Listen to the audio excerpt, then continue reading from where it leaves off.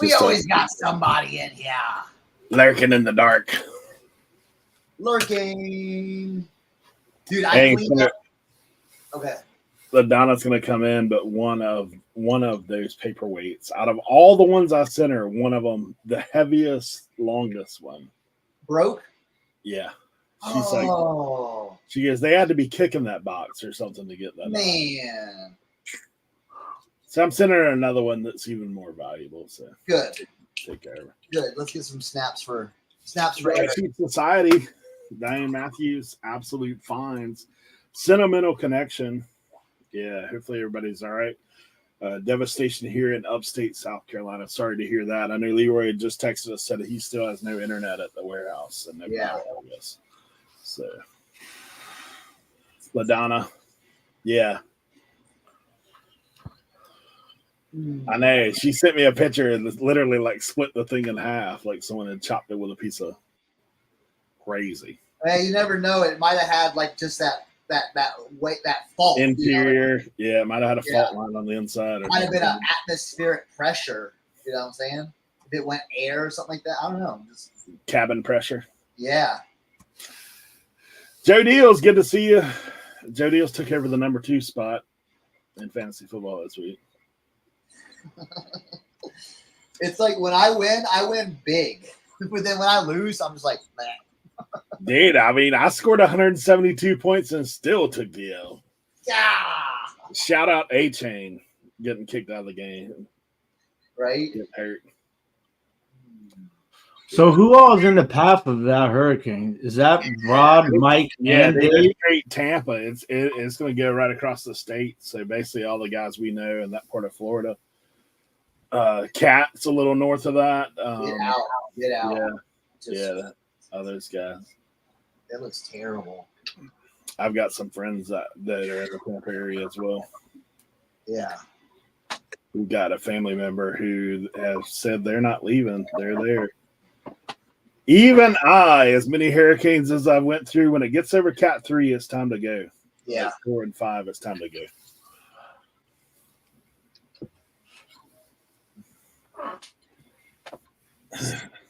John says he's 3-2 despite his number 1 pick not stepping on the field. Who's that? Who's the number 1 pick? Doesn't he have what's the running back? San Francisco? Oh yeah. CMC. Yeah. Gotcha. Dude, I am a little I have sent the a couple messages to Old School Picker, man. I haven't heard back from him yet. I'm a little I don't really know what happened in Tennessee. Like I've talked to a couple of people. Brad said that where he was at, they had some down trees and stuff, but yeah. Yeah, we've had some church family guys that were here and they moved to Asheville. They were stuck out here for a while. I don't think they've been able to get home yet. So, gotcha. My cousin is evacuating her condos on the Gulf side of Tampa. Finally convinced her to pack for our trip this weekend in case she couldn't get back. Yeah. McCaffrey. Outs Antiques in the building, 540 flips. Good to see you. Colby Blankenship. Thanks for being here. And Keith, Vintage Sports Flips. Good to see you. Yeah, that's pretty heavy stuff out there, man. Like, just watching some of that stuff on the news. Definitely crazy. It's going to take a long time. So, yeah, they're talking about Blue Ridge Parkway closed indefinitely. Yeah. That's crazy, huh? Like, it takes, infrastructure like that takes time. It's like one way in and, it's one road that you have. A lot of people don't understand. It's like, it's road to get to this town and then road to get to this town, road to get to this town, road to get to this town. So when that's all wiped out, those towns in between, you can't get there, Well, and I've been through that part of the mountains for sure. Yeah. I know that, there's a lot of those places. I mean, a lot of the places that I've visited, like Chimney Rock, they said that's pretty much gone. Yeah. So it's crazy. literally like half buried. Yeah, Boone, we're App State. Like we have kids off the island that are at App State, and they said their whole campus got flooded, covered with mud. So kind of crazy.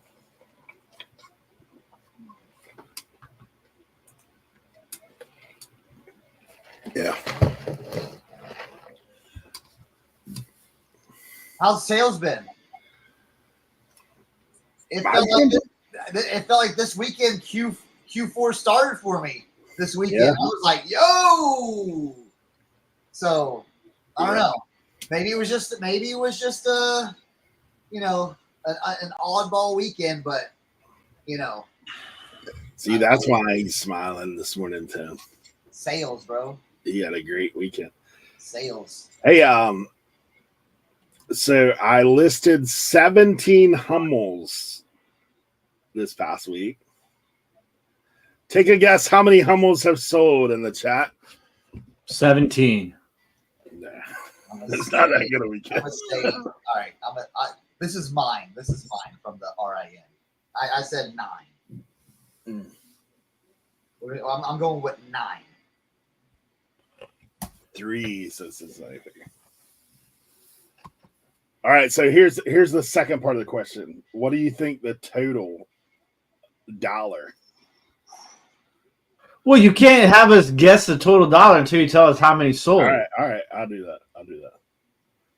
I put in 11 since we all of our answers look like they're coming from the same account.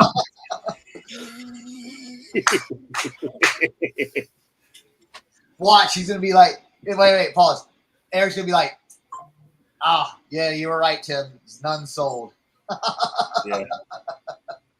No, okay, so 9 sold. Yes. Cernoch knew already how many. So 9 sold. 9 sold. All right, give me $1. Okay, hold on. Let me get the calculator. Let me do an average cost. All right, mine's in 584. There's mine, 335. I feel like now. Wait. Are you counting the ones that you had before, like you sold that day, last Tuesday? Yeah, that's all that everything that sold. I only listed 17 total. Actually, you know what? I've only listed 16 total. All right, let's see. There we go. Pinjo, man. Pinjo's living in a different planet than me. Dude, I hit 47. Right above it, he put 486. Roger says 35 cents. Hey, I'll just tell you, it's somewhere between Pinjo and Roger, just so you know. That narrows it down for you guys. All right. Look, this is without any shipping extra, right? Without any shipping extra. $386. Woo! Charge shipping on everything, and I'll just say I made some money on Wiggle Room was the closest, I feel like. Yeah, Wiggle Room at $360 probably. Yeah. Without going over. If your price is right. This is $1. Yeah. And one of them sold for $115, so that pushed the average up. $42 average, not bad. Heck yeah. Yeah, not bad. And I still have a bunch of them I haven't listed that I'm probably going to just sell off in bulk, to be honest, because they're smaller. Hey, oddly enough, the one that sells for the most money, First Flight is the name of it. And it's a little kid holding an airplane running in a field. Huh. Yeah, First Flight. First Flight. Nice. Yeah, I'll pull up my little AI background for that one because I think I did a good job on the AI. Cernoch, I wanted to tell you something because I got to get out there very soon. But before I get out there, I feel like I've got something that you probably might see in that neck of the woods. Okay. It's these not Christmas. Well, they are Christmas, I guess, but they're nativity scene things, right? And they're made of resin, and they're Italian. It's called Fontanini. If you ever see those, I don't know if you know about them yet or not. So I bought one of those, okay, one time, and I was setting it up on a TV tray, okay, and I had all the the little things. I came around the corner, knocked the TV tray over, all of them just smashed on the ground. Yeah, so yeah. I just sold 3 of those for $225. Yeah, I smashed my whole set. I had an entire like 11, 13 to 13 piece set. I smashed the entire set. So yeah. So you know about those though. Oh, I know. Yeah, I was like, ooh, look at these, and yeah. Yeah, when I worked for the food service company, we used to sell fontanini as pasta. Yeah, fontanini pasta company. That's it right there. First flight. First flight. Yep, first flight guy. That one, if you find it, will sell for over 100 for sure.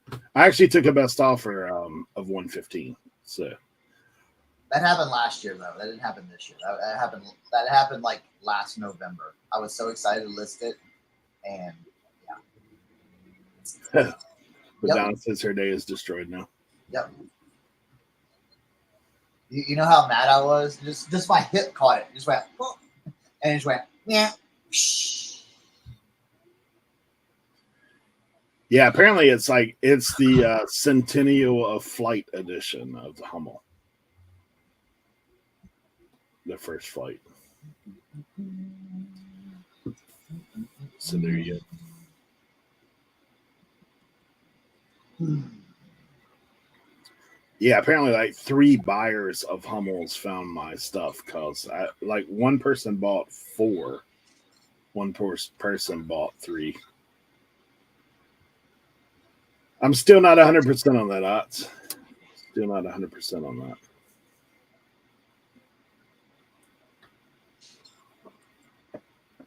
Depending on how the storm situation goes in Florida, we may be going to Florida to do some work. We'll see.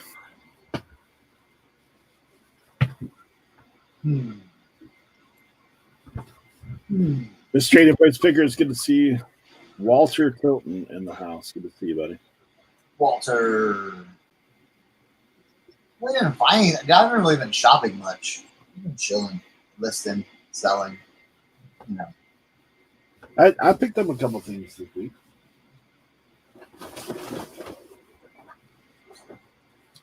This is on Cernochs. Old school Orvis, yeah. Mobility. Mm-hmm.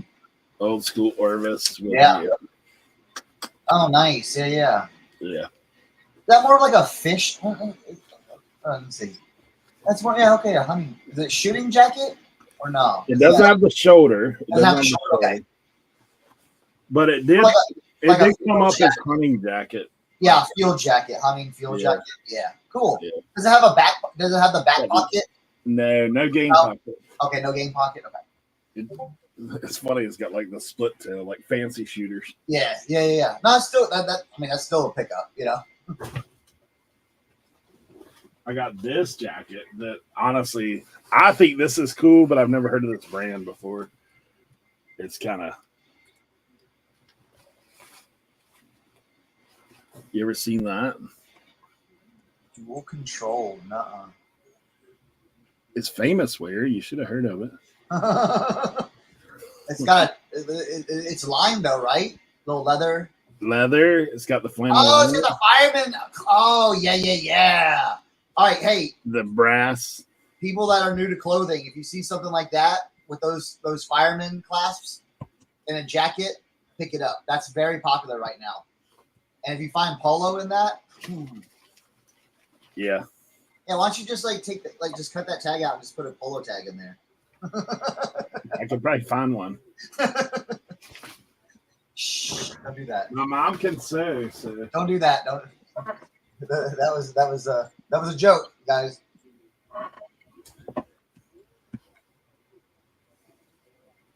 If John's still in the chat, found a little Reds action.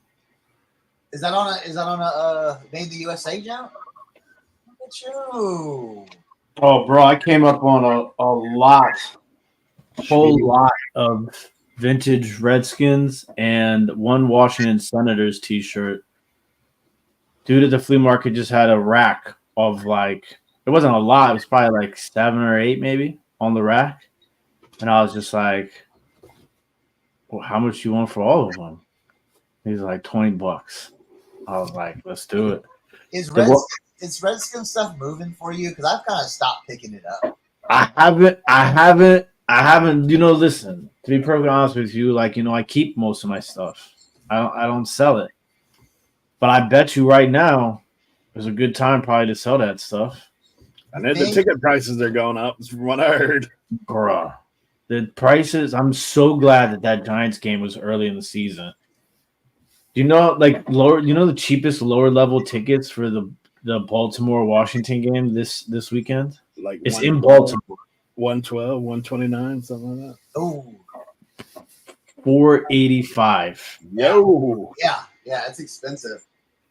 Jeez. Yeah. They tried to flex that game into prime time, but CBS blocked. I know, isn't that crap? Yeah, they want we get Bengals money. Giants. Yeah, that game's going to be the biggest game. That game's going to be the biggest game of the week for sure. Like,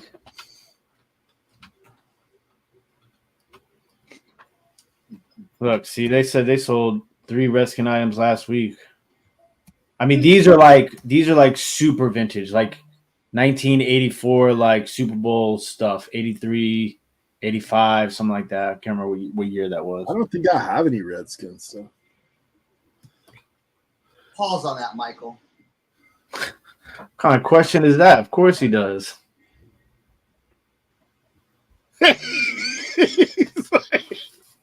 Oh, man. Does he any? Pat's ticks are bargain basement right now. Yeah.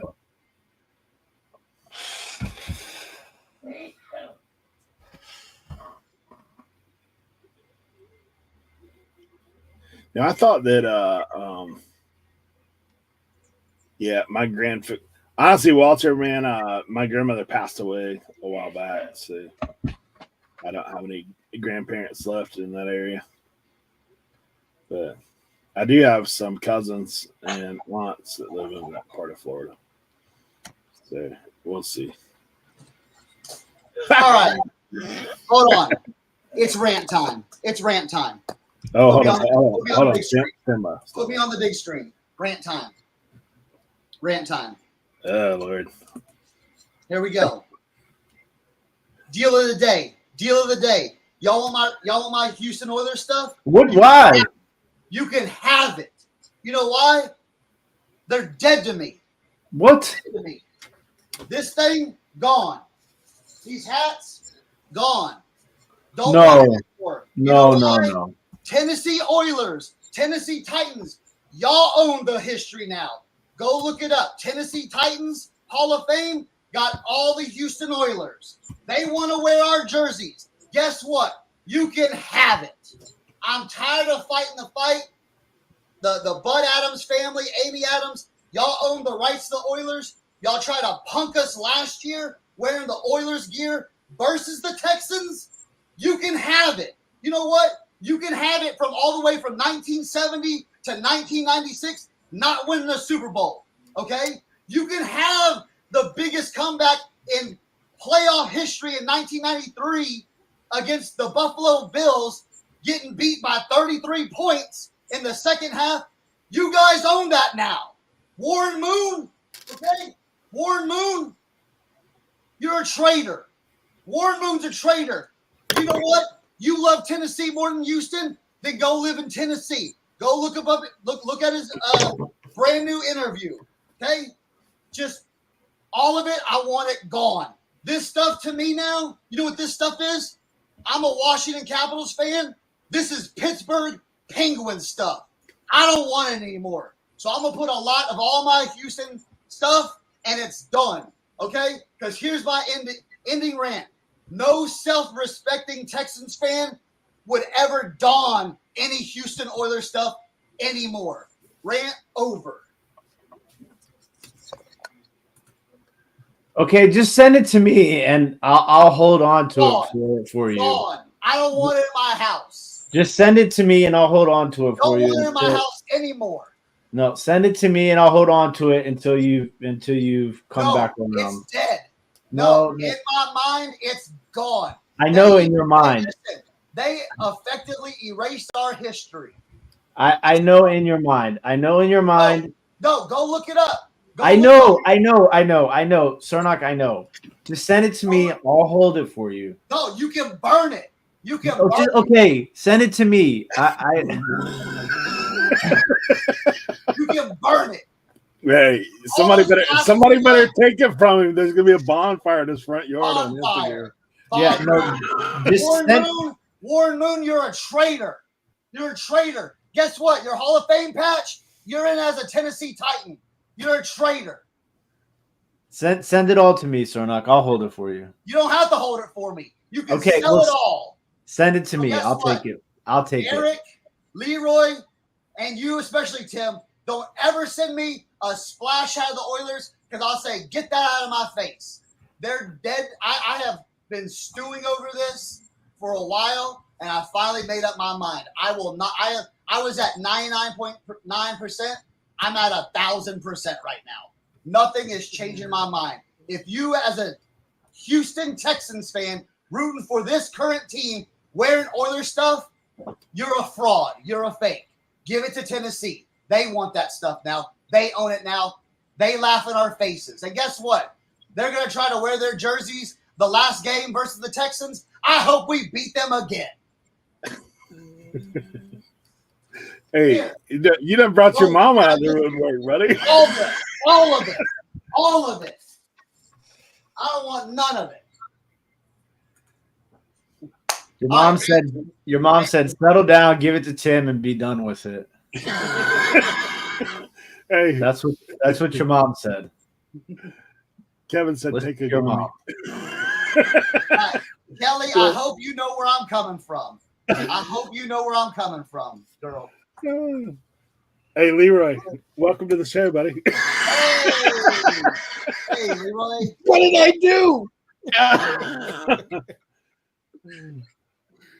That's it. It's usually Tim. I had to look at the screen 3 times to make sure it was the right person. Man.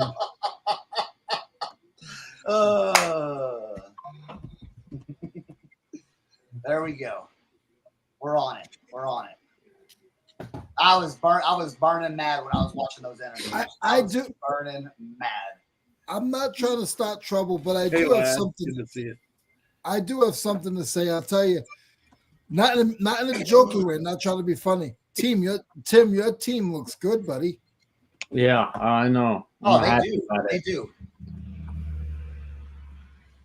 Is it all that quarterback, or I haven't really No, it's a little bit of everything. It's a little bit of everything. If you look, so I'll tell you this. I've been looking at Leroy. If you look at what Houston did last year with CJ Stroud building, kind of doing that, the Commanders are really close to kind of doing all that right now. Okay, you've got new blood in there. You've got new energy. You've got new coaching. You've got new attitudes in there. It's everything is new and different. So I'm very, very I'm very excited. But it's funny because Authentic yesterday when he was doing his solo Giant show, he was like, Tim, I keep telling the Beard he just needs to just talk his because you never know, you don't know how long it's gonna last for. You're gonna need to just enjoy it. But it's almost like we don't know how to enjoy it because it's been so long since we've been able to have something nice. Right? I know the feeling, bro. I know the feeling. Okay? Enjoy it. Enjoy it. And here's what I always tell our fans. Just be positive. Be positive. This is the time to be positive. You guys are doing good. Yes, you're going to have mess ups. Yes, it's going to be ebbs and flows. But y'all are doing better than y'all have been doing because listen, I had to know about Washington sports when I was in Georgetown bartending. I had to do all that stuff. I knew all the ups and downs. Right now, it's a time to celebrate. How are you positive of sports when the Cowboys beat you at home? Oh man, that one was hurt because I thought I picked Pittsburgh to win that game. It was tough. Pittsburgh played very hard. Good. They both played good. I can't sit here and say, oh, they both played pretty good. Yeah, Dallas really they went they just toughed it out a little bit more in the end. That's all you can say, really. They had a really good last drive. That game wasn't over till 1:00. I was still watching that game at 12:30. Bro, let me tell you, if you were up watching the Miami Cal game on Saturday night, that game ended at dude, I fell asleep. That game ended at 2 a.m. or something. And then I did that with Colorado one time. I woke up and watched the London game, which started at 9:30 a.m. and then the Cowboys game didn't end until 1:00. Dude, I was so tired yesterday.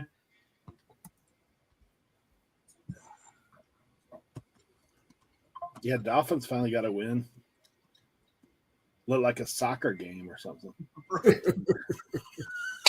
Yeah, we can go back and forth on the field. Oh man, Miami's terrible right now. It's all right. It does tell you what a difference a quarterback makes for sure. Yeah. Oh yeah.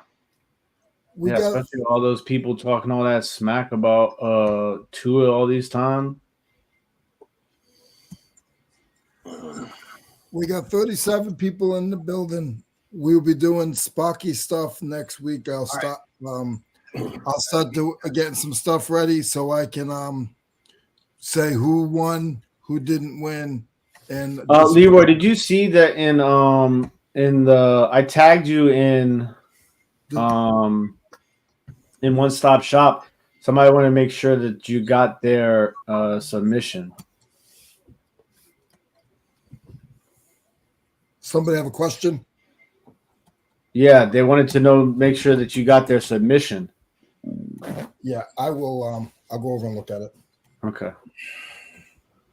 It's still a crapshoot over here. I still, as you can see, I'm dock half the screen, and my internet's really bad. So we got power, but I have no internet. So.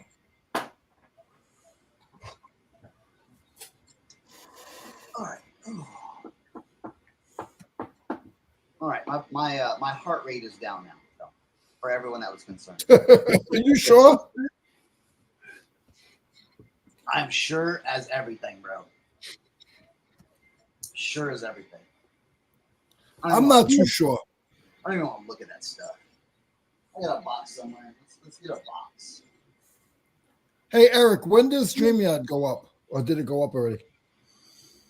I haven't got a new bill that's higher yet. It went up. It's going up. I had to go through the ringery because they tried to charge my card, and times are a little rough right now. So cards are a little empty. The payment got declined, and so obviously I need it for Authentic in the Beard. So I went to go change the plan and then make a payment, and I updated my card, changed the plan, and they still charged me for the higher plan. So I had to email StreamYard and get them to refund my money. What's the high plan? Is it 45 or is it higher? It's $89. Are we going from StreamYard to OBS? I'm not sure what that is.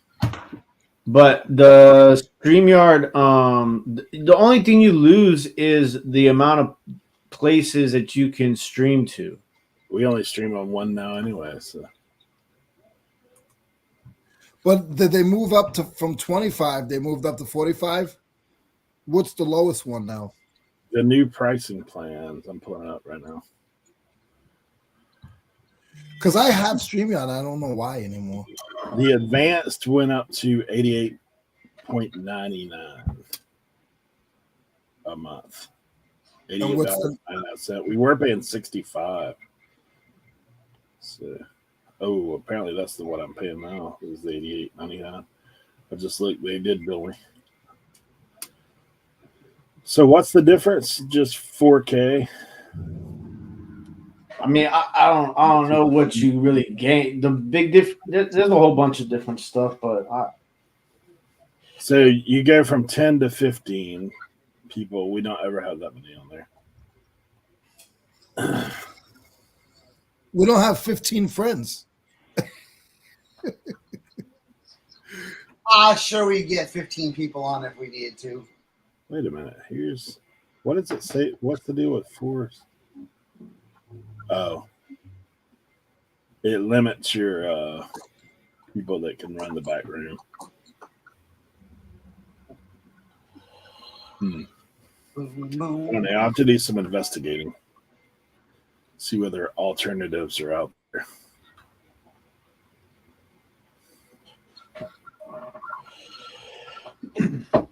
If you pay for the year, it's still $68. Yo, that's a chunk.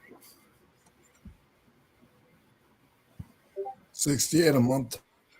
It's 12. Well, I guess but it bills it annually, so yeah, that's a chunk.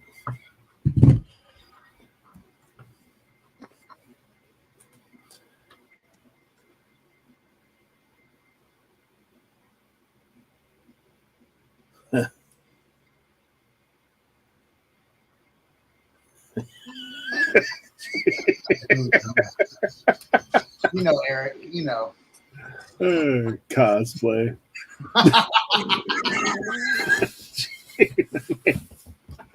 I'll put it on One Stop Shop for $1. don't do it, dude. I thought you were sending it to me. Oh, but I don't like your intentions. You're trying to preserve it. I don't want it preserved. Look at this one. Here it is right here. I didn't even want to look at it. I did it right there. I'll just tape it up like this, and I'll sit at ground advantage.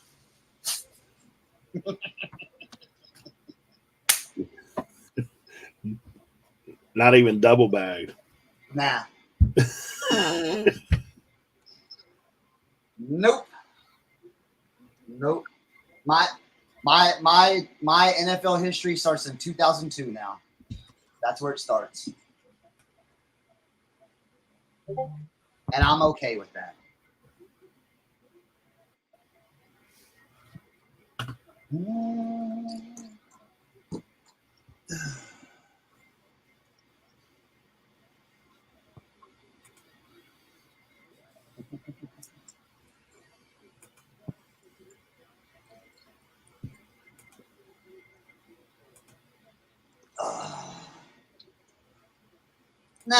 Nah.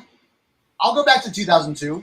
We had ups and downs, like every franchise, so that's fine with me. We have good stuff. We have embarrassing stuff. That's fine. What up, J-Ride?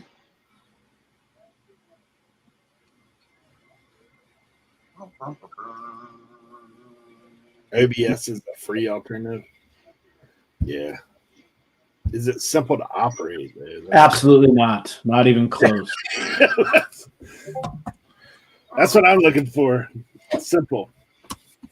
Yeah, no. You it is not simple at all.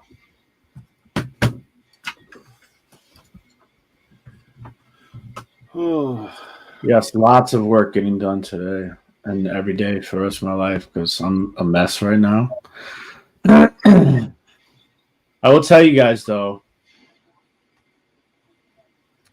I do have I have like 6 auctions ending this week on Shop Commons.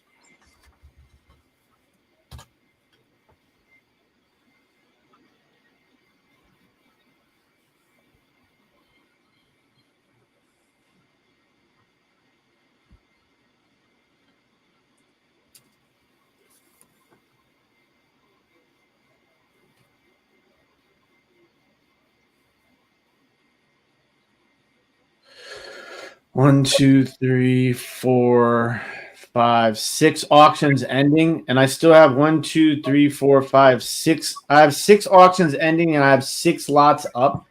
Everything is available. All the 6 lots that I have up are all available for price discounts. Send me offers. Your boy needs some money ASAP.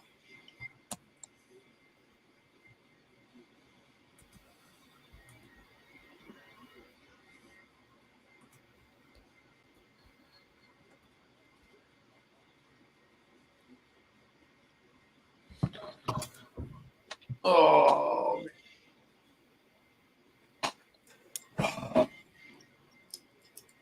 this transition is taken. Oh, nice. Appreciate that, lad. Hope you enjoy them, brother. Oh, hey, J-Ride became a member. Appreciate you, J-Ride. Thanks, J-Ride. That's awesome. Oh man, one of the guys I sent a lot of my West Virginia university stuff to, dude, he hit a haul of sports hats. I was like probably like 7 or 8 sports specialty scripts hats. Jeez. Yeah. Like he found some crazy Harley hats. He had Looney Tunes, Taz, NFL starter stuff. Like I was like, yo.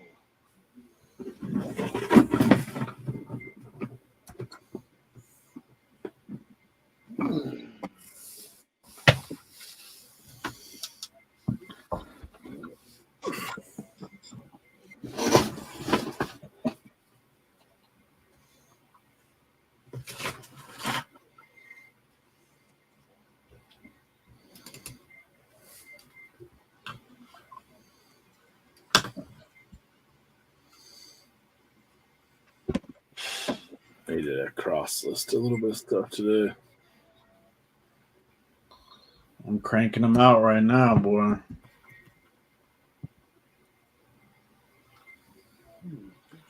Tim, are you still using List Perfectly? Yeah.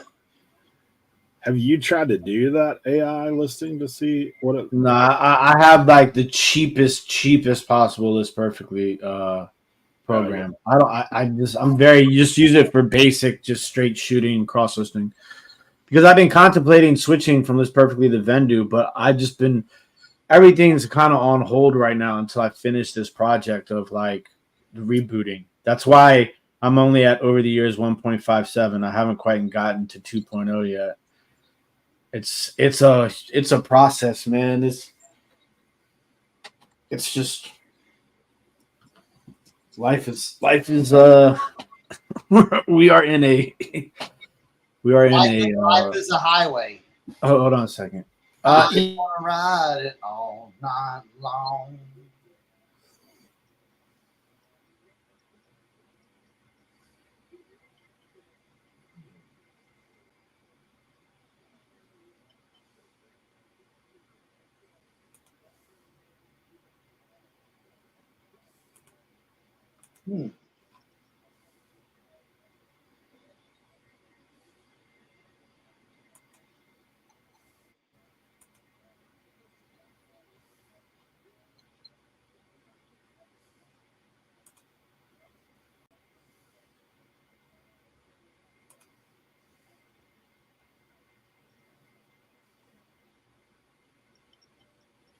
Let's see.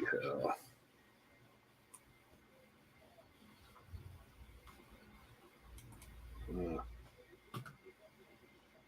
what I was trying to do.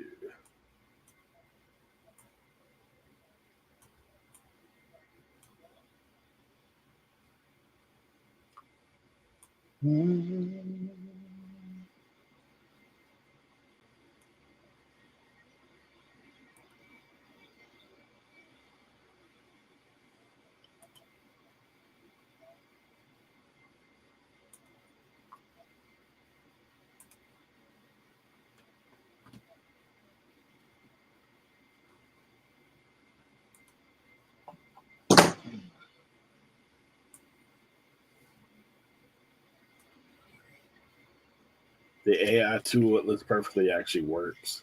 Great. You listen to? Do you listen? Did you send me a DM? Let me see. You must have if you.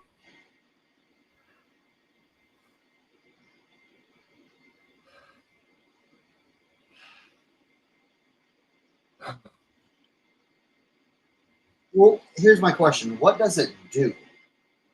I don't want to do anything AI. I don't want to do anything AI. I don't like people taking. I don't want my words to be somebody else's words. No, but what I'm saying is, people are acting like they're like, oh man, it's amazing. You just, what does it do? Like, not. I don't.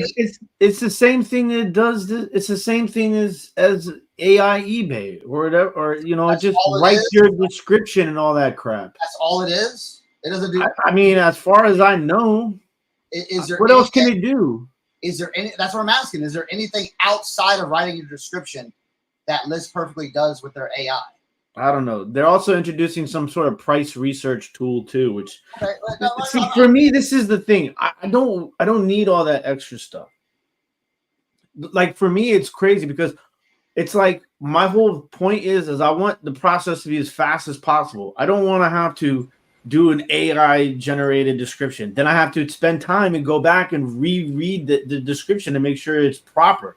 If I just write my own description, by the time I do that, I've already done. Why do I want to do an AI, then proofread the AI, and then go to the listing? It doesn't make any sense to me. And it's like price research. What do you mean price research? It's like people have forgotten how to do things. And it's like, I don't know if I need, I don't know if I need any of that stuff. I don't need any of that stuff. I have templates. Why would I need AI? It's the same thing for every item. Donna says, it writes in whatever style you want. It's more normal speak in List Perfectly.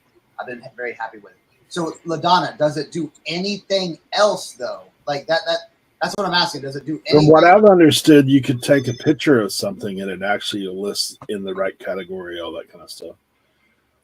That's what I've heard. I don't know. I've not used it. See, Timmy's. I'm more worried about, like, for eBay, and I'll be honest, I'm more worried about, I would like, and I think eBay already does a little bit of this, and I'm not calling it AI because I think calling this stuff AI is not AI, but, I think it's, large language model, you know what I'm saying? And more Google scraping than anything, and using, past item specifics as, guessing. Almost like a template. But yeah. Because you ever see, like, when you're doing your item specifics on the computer, it'll have like 2 or 3 suggestions, like, hey, where was this made? And a lot of times, if it's a New Balance shoe, and it's this certain model, it knows it's made in China or Vietnam. So it'll put like Vietnam, then China. And usually, sometimes it's like, oh, it's there. So like that to me, is not AI. That's just generative, like, Well, I mean, it's AI on a more base level. Like, yeah. They obviously do. She says it picks up measurements, categories, and labels, etc. Okay. That's pretty good. I like the picture. That's kind of crazy. Yeah, but then you have to pay, it costs like $80 a month. I mean, it might be worth to some people, though. You know what I'm saying? Yeah, that's what I'm saying. To some people, not to this person. It's just, I don't. It's just, it doesn't make sense. It's just you have a way of doing things that you want to do it that way. No, listen. You know me. I try to do everything different. Like, I'm always trying to listen to what other people are doing. But it's just with descriptions and AI, it just doesn't make sense to me. Did you see what Will said? He said, do an AI description is like 20 characters and just bullet points, to highlights. That's, that might not be bad, but I don't know. I don't know. Like I said, I haven't tried it. And but this is the thing, is like, then you got to go back in and it's like, this is, it's just all this fillers. I'll be Stupid honest, search though, bro, stuff. I hate it. I hate it. I've been using eBay description on my stuff on everything unless it's not technical or I need to add a measurement. No one reads that crap. To be honest, like 99% of the people don't even read it. Because I've had But one listen, guy. this is what's gonna happen though. Is I'm gonna do it, and then I'm gonna get the 1% per people who buy it, and then they're gonna get it, and they're gonna be like, their description is this does not match your description. Yeah. I just Yeah. And maybe it's just because I it's the writer in me that's like just I don't like I read the people. I can tell immediately when I'm looking stuff up on eBay and I see a description, I can tell immediately it's AI. Because it's the same, it's the same. This would be a beautiful addition to your collection. And I'm like, get the fuck out of here, man. See, this is the thing is you have to review it before you publish. Like I don't want to have to, that's an extra step for me. Why I don't want to take that extra step. If I write it myself, I don't have to review it. You know what I'm saying? Nothing better than leather lotion smell in the morning. I've got a whole box of beats that I need to mess with. I got these have been neglected, so I was like, you know what? I did one boot that one night, and I got distracted, and then. Hey Kevin, since you're here, I picked this up in your honor the other day, 50 cents. But it's not Tupperware. It's this brand. I gotta give it Kevin too. He sent me some sick stuff. Made in France. I gotta say, like, bro, I gotta go. It's actually like $35. Salad spinner. Nice. Yeah. The VA guy, yeah. On Fiverr.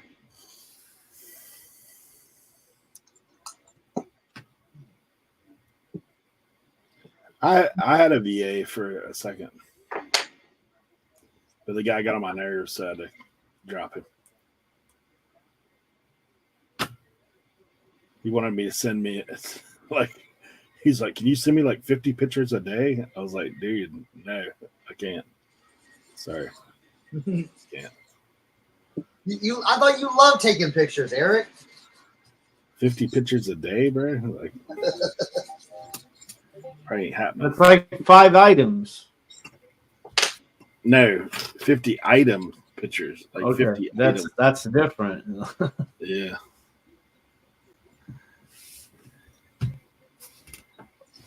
Next Tuesday at noon, I can do that. I'm down. What are we doing next? Yeah. Live chat comments auction next Tuesday at noon. Let's rock it, yeah. Yeah, I'll put something together for sure. I don't think I can do something. A trash bag ready to go right now.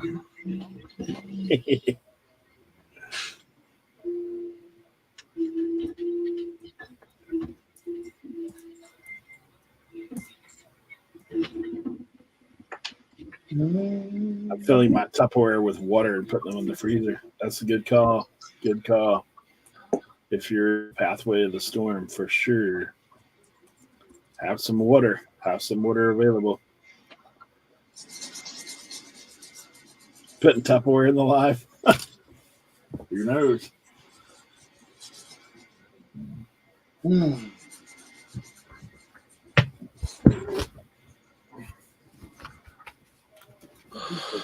Laredo's. Timothy, you had asked the other day, I did go back and listen to your voicemail. He'd asked you about the precious moments. What we were talking about is altered precious moments. Basically, what people are doing is repainting, repurposing things. So, like, they're not going to buy them expensive, but that's what people are doing them for. Buy them for crafts. After they've been painted, some people are selling them for $30 to $100, but prior to that, like $6. Because they're doing customs. I've seen that on Instagram. Yeah, there's some wild looking stuff on there, altered. Yeah. I've seen some like Halloween horror stuff, and I'm like, yeah, that looks crazy, but that's kind of cool though. Oh, I got a boot sale story real quick. So I put up these Justin boots, size 13, double E, made in the USA, a little bit vintage, but nothing crazy, nothing special. No exotic skin. I mean, just your regular J-toe boot, And I put them up for $60. And the guy sends me a $30 offer. I'm like, oh. So I'm like, decline. $32 offer, decline. $34 offer, decline. And I said, hey, bro, this isn't gonna work. I'm not going half off. Just chill out on the $2 increment offers. And he goes, well, I'm from Canada, so the shipping's gonna be this and that. Can you send it through without sending it eBay international shipping and send it this way? And I said, no, I really don't like doing that. So he sends me a $38 offer. Okay. And he writes underneath the offer, please, let's make this happen. Dude, in the next 5 minutes, cha-ching. I'm like, oh, dude, I bet you bought the boots. Look at it. Someone else bought them out from under them. I sent them back. I said, sorry, bro. They sold for full price plus shipping on top.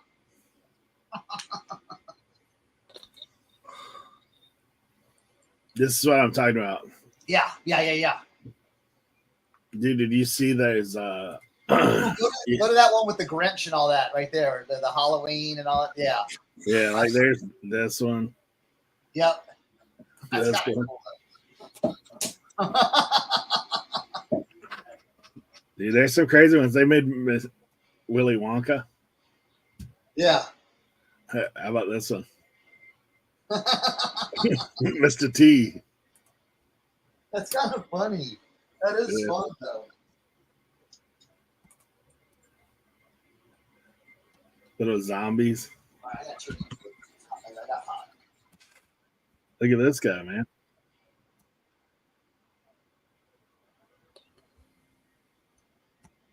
Yeah, there's some wild ones. Some wild stuff for sure. That's what people are doing, though. The altering them. So then the altered ones sell for pretty good money, but there's obviously some talent involved.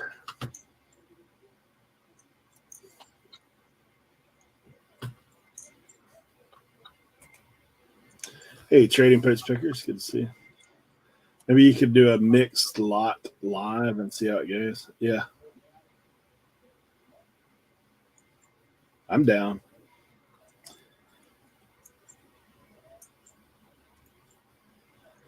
Flipping from the trailer. I hope you stay safe through that thing, man. Tanya says, I'm in the path, but inland. Yeah, I always fill the bathtubs, buckets of water, especially in your bathrooms, because it's hard to flush with no water.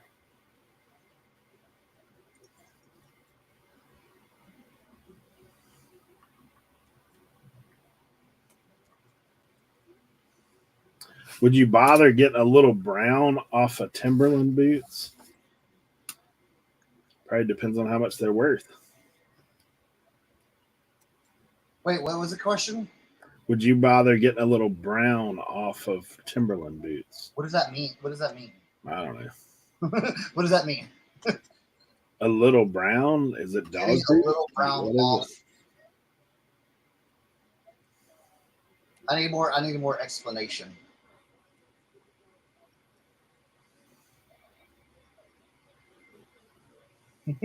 Madonna. Madonna has a stalker. Oh, Virginia red clay. Yeah. Depends, bro. It depends. Send me, hey, Pinger, just send me a picture. I'll help you out. I like helping out Joey. He's good people. Joey's good people, y'all. You don't know that. Every time we've come down to VA, he's treated us good, right, Eric? Yep. Now I don't know about them hot dogs that they got down there, but that's another story. I guess that's like them. That's like up here. They get excited for pepperoni rolls. What were they called? Like Jesse Jones. Jesse Jones. Jesse Jones. Yeah. I only remember that because I bought a shirt that said Jesse Jones. It was the Jesse Jones hot dog shirt. That's what started the whole thing. Because I was like, what? Remember? I don't know if we were out there. And I asked that one dude. I said, I think it was the guy that was there. I was like, what's Jesse Jones? I was like, tobacco. He's like, no, man, them hot dogs. They're the red wieners. I know, Kevin. I know. Jesse Jones. Hey, maybe they taste good if you're drinking that Jonestown Kool-Aid. Hey. All right. You missed the home-cooked food this year, Cernoch. I know. Yeah, that stuff was good, bro.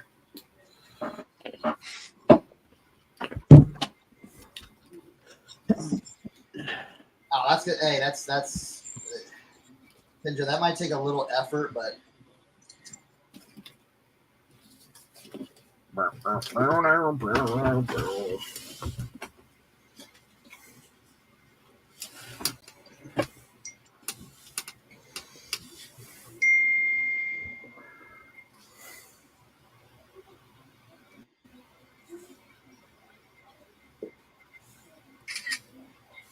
okay, did you get my about Franken? Oh, the Frankenstein?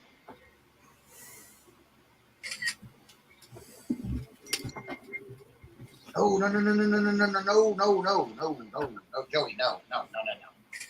You're not touching that with water or anything like that. No. You're just gonna basically what you're gonna do is get a brush and just like literally like you don't no.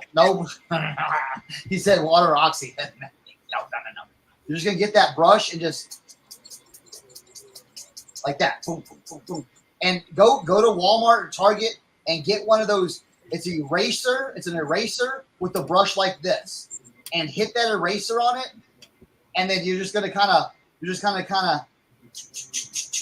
and you're because that is not embedded. That's not a stain. It's more of a top stain. You just kind of have to nap it out. It takes a little bit, but it's okay.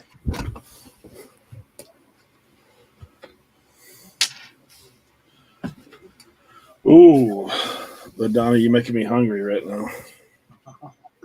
Come on, hey. You can make Leroy show back up, man. You gotta understand. I'm like in a food, I'm like in a home cooked good food desert out here. Jeez. There's nothing. Well, I hate saying this because I'm not bad mouthing where I live, but there's no identity to anything out here. You know? And if it is, and I'm not being derogatory, it's poor people food. That ain't very good, and it's bland. Okay? You know. They think this with some salt is, that's seasoned. I mean, they think a pepperoni roll is a nasty cold pepperoni slices in hard dough brought down the coal mines. They go nuts over that. They think they have the best hot dogs in West Virginia. I'm like, what are y'all talking about? We're talking about hot dogs. So yeah. No bueno. Don't get me on another rant, bro. Don't. Hey, shout out Walter Tilding. Yes. Memberships, man.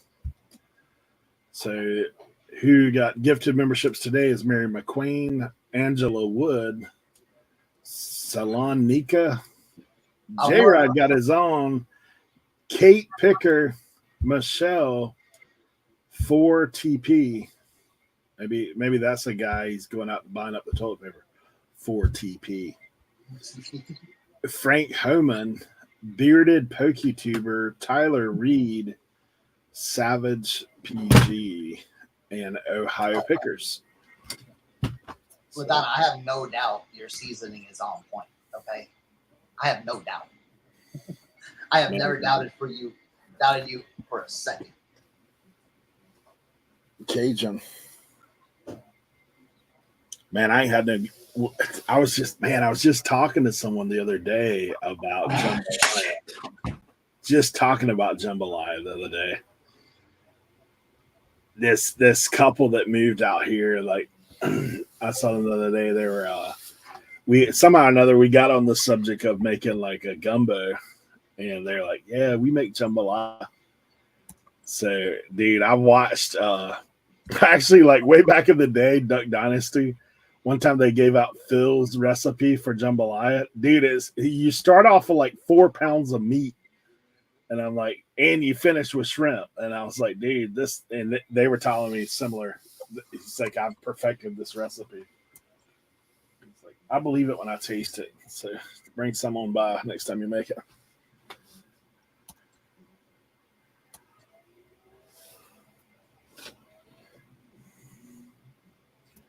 Yeah, the jambalaya I make has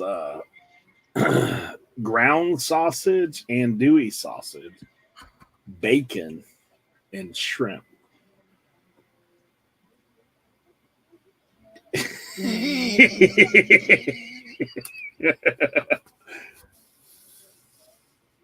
Yeah. Wow. It's an all-day process to get all that stuff done.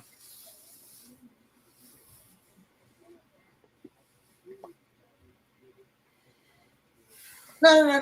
Cat. You get. Listen, there is some poor people food that I love. Okay, it's this out here. Just don't. I don't know. They ain't got an identity with stuff out here.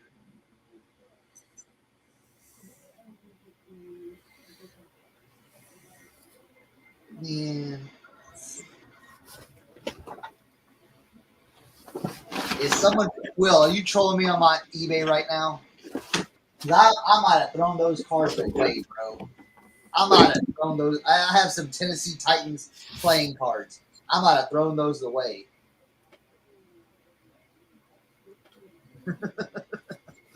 I wore this for you, Will. Right here. Right here. I looked at the closet. I brought it out. Irma gives me Guitar Missy in the house. Good to see you.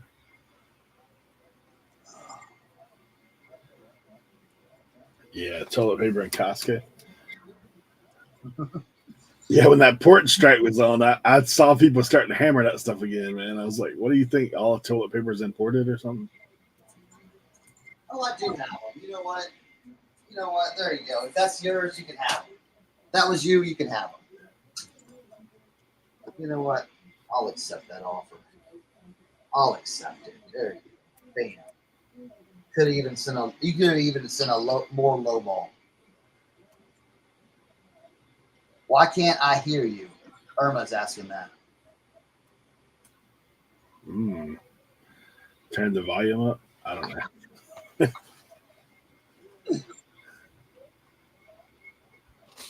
There we go. Boom. Look, my first sale of the day. Got it going out. I might even find a good hat to send with this too for a lucky buyer. Lucky buyer.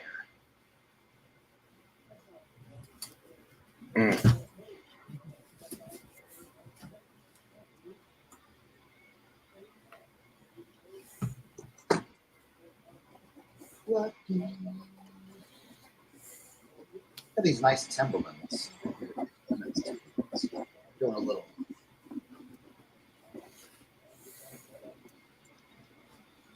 There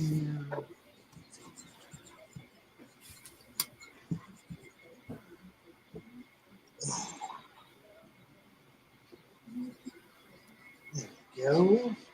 Someone's on your eBay store looking at stuff for. They bought them. And they heard the rant and said, well, let's go see if Insurance got any Tennessee Titans stuff for us on the eBay. And where there it is, right there. I think these are vintage too. Look, 1999.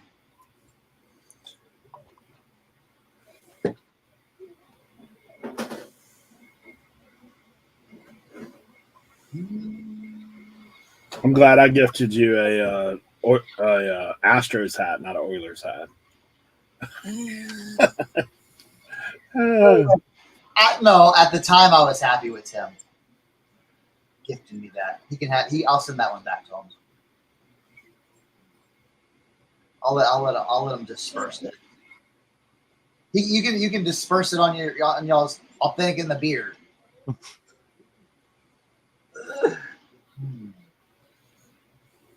What's the best sales of the week for you gentlemen? That's a good question, Will. The best one for me was a leather jacket that I found on Dollar Day. Come to find out, it was a Pittsburgh. Well, it was made by Taylor's Leatherware, and their #1 model is the Pittsburgh Police Department cowhide leather jacket.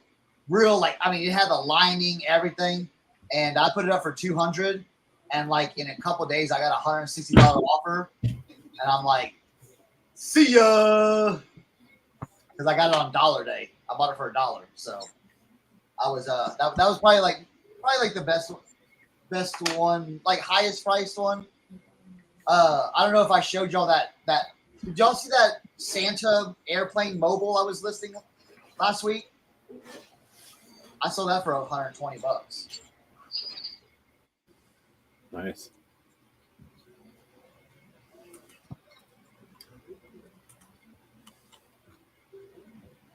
Well, thank you, Bill. Thank you, Bill, out of South Carolina.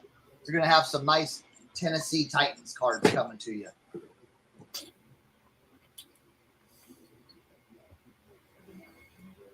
Ooh, commercial hot dog roller for $350. Nice. Yeah, that's good. LaDonna, I don't know what to think yet. I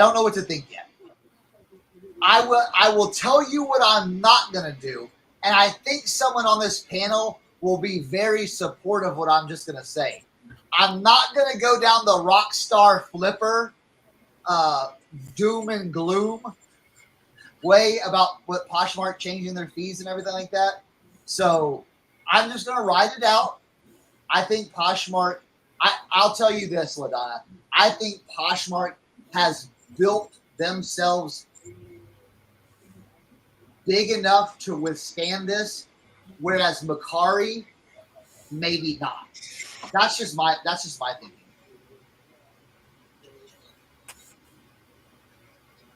Yeah, Doyle, I agree with that.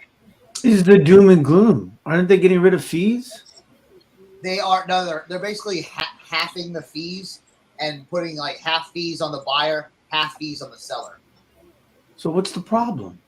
Because the items are costing more for the buyer now because they're charging like fees on like after everything, taxes and shipping, and then they put a charge on it. And cheap asses on Poshmark, you know, are we really having this discussion? We went down this road already with Macari. It doesn't matter. Well, see, I think I don't know, LaDonna.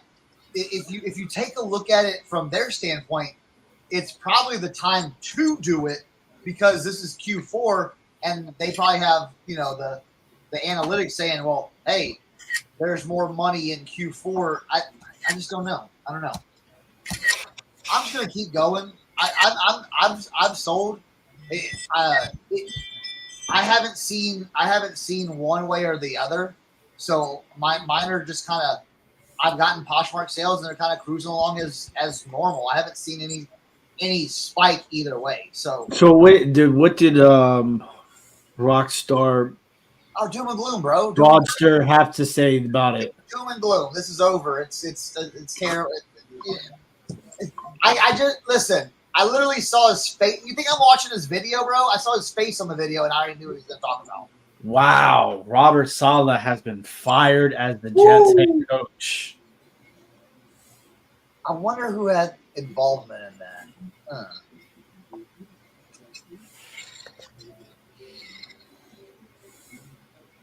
Oh, I thought you were going to. Hey, I thought you were going to reply to my tweet on yours. The wash machine? Yeah. That's a good one. I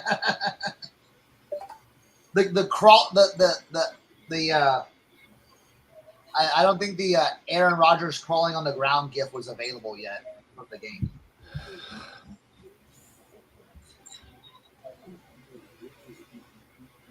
Dude, Rockstar Flipper is this the moment in time where I get to talk about how awful Rockstar Flipper is? No. You see him trying to copy Kevin's thing, right? Yeah. So, ooh. Now, Will, we may disagree about a lot of things, but that one's got some legs on there. That one's got some legs. That one may have some legs. That could be quite interesting.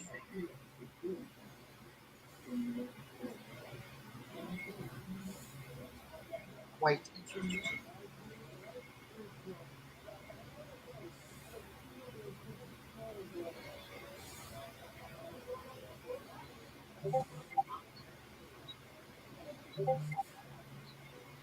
I saw something I want to discuss. No. You want to discuss it here or discuss on, well, Leroy still ain't got internet, so he might not be able to. Let's discuss it here. We'll find something. Here's a discussion topic. Well, you know what? Pause. Time out. Let me look it up first so I can verbiage it correctly and before.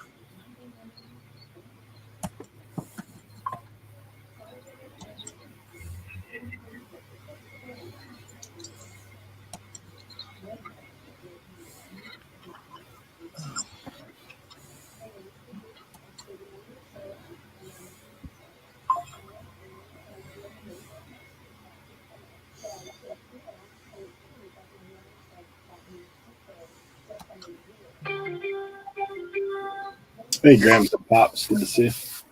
Look at that. I gave you all the information before ESPN even gave you the notification.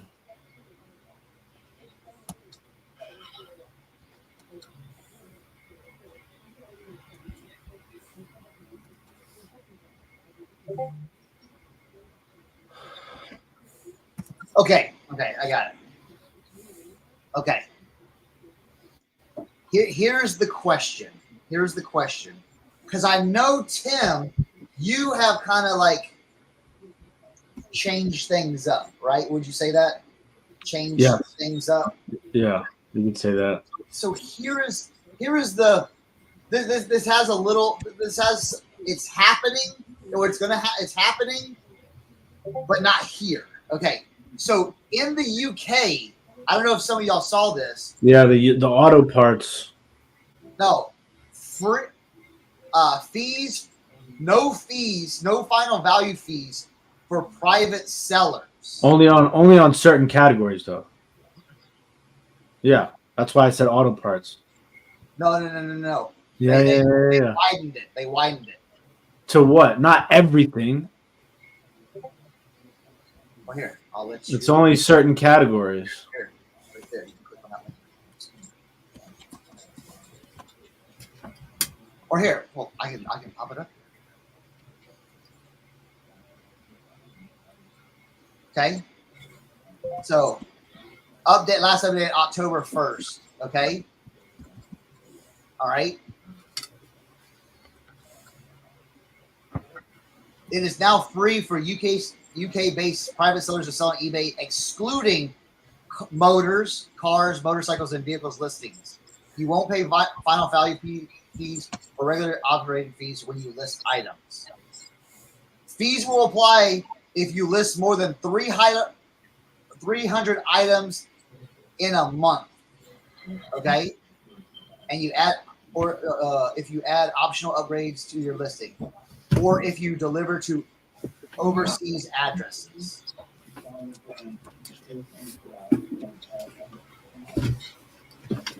Now that's the question, though. Are they passing fees on to buyers? Unknown caller. I don't know. So just saying hypothetical, and now this is a hypothetical. So I'm a kind of so say in the U.S. Okay, I'm gonna kind of make a weird distinction. Say in the U.S. they said eBay Motors excluded. You can only have 300 listings and get no fee. Would you stay under that 300 listings? Is that 300 listings a month, like new listings? Let's just say just total 300 listings total. Yeah, I mean, I would just open up another eBay account, have 2 eBay accounts, and I would do half of my stuff. You can't do that because you're IP. You can't do that. What you mean you can't do that? You can do that. No, they don't. They don't want you to do that. You can do that.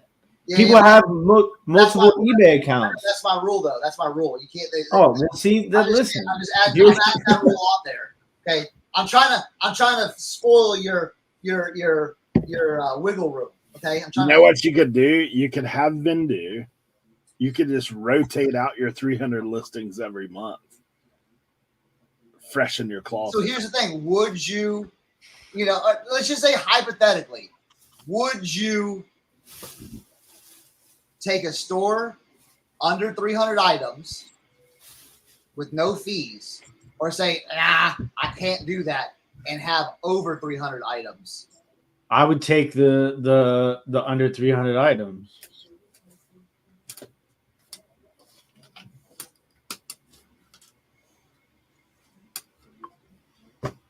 Give me the no fees all day. What you probably have to do is math, right?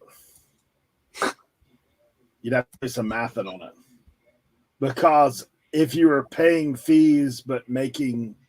That's what I'm saying. That's where I'm trying to, Yeah, like if you're like, okay, I'm gonna make $3,000 this month, or I tap out at a grand with no fees. Like, you know what people would do? All it would do would people would start promoting their listings at like 30%.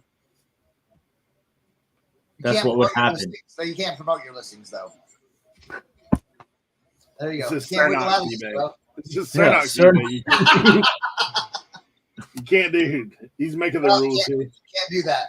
Well, I'm just telling you what people would do. Oh, can't do it. You're banned. There you go. You gotta pay fees now. You try to circumvent the rules. You gotta pay fees now. Cernoch, you're not making any sense, man.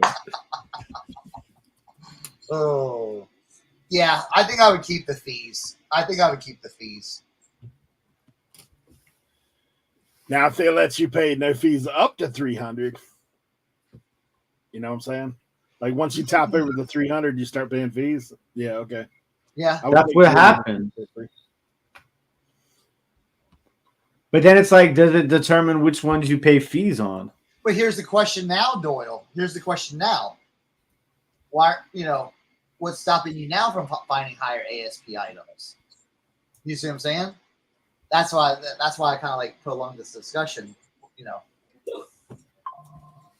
All right, cool. Doyle's like, yeah. Yeah. I mean, it's just an interesting kind of like, what if, so, not exactly what the UK is doing, but. My life is one giant what if. Look, one thing I've learned in life in my 50 years of existence, if it's free, it probably ain't worth it. Right? Or if it's free, they'll charge for it later on. Yeah, there's something coming behind it. Hey, remember when everybody's getting stimulus checks? Yeah. Hey, you got stimulus check. Or flip. Yeah. And hey, flip's free. Oh, hey. Gotcha. Sorry. Yeah. I don't know. I always think this. It's like this. When you get an and then this is kind of like how I kind of look at eBay. When you get that big of an audience potentially viewing your products, you kind of have to pay for that. It's kind of like, hey, I'm gonna open up a cool store. Oh man, I got cheap rent.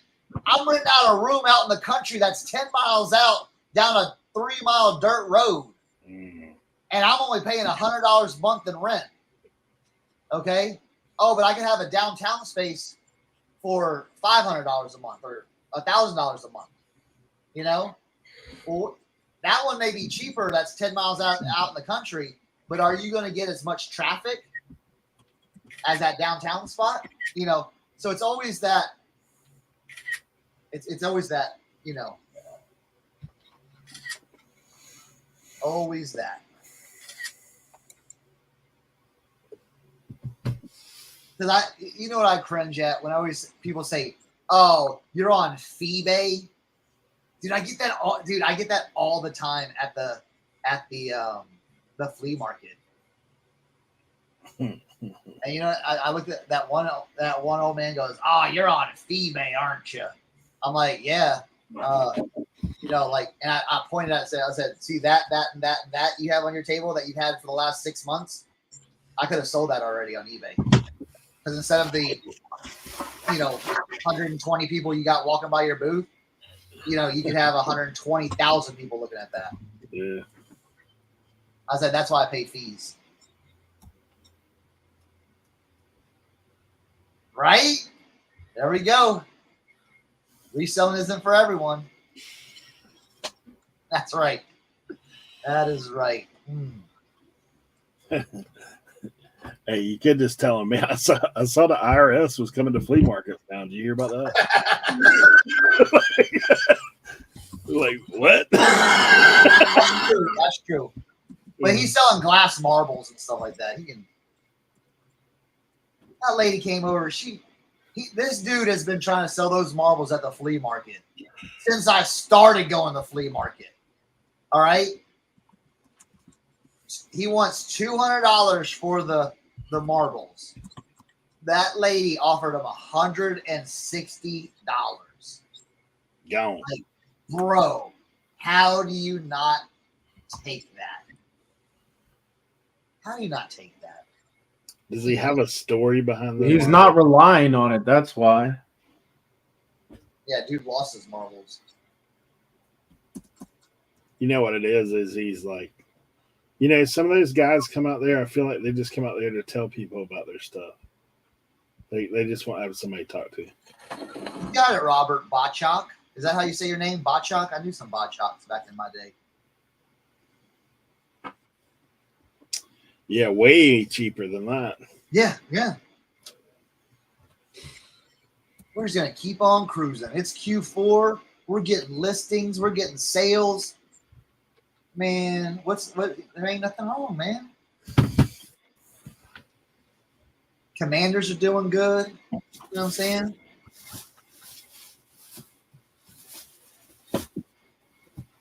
Yeah, okay, cool. I got it. Yeah. Hey, Roger, how many people mispronounce your name, bro? Just like my name. My name's Cernoch. I've got him Cernoch since day one. I still yeah.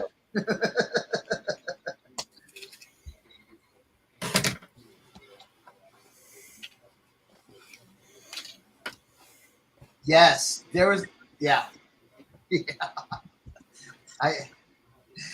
Roger, I can imagine. Ooh, little RA find. Yeah, action. I like that. A little something. I like that. Yeah, I also found this magic word. Ooh. Wait. Pull them up. Are those Gore-Tex? Yeah, got that little magic symbol on them. Wait, are those Gore-Tex? What size are those? They're big, dude. Oh. They're big. Now they're 11. 11. I need that 9.5. They're my size. Hey, I also got these. What size are those? It might be a little 13. Oh. Skiing, dude. Get some skiing.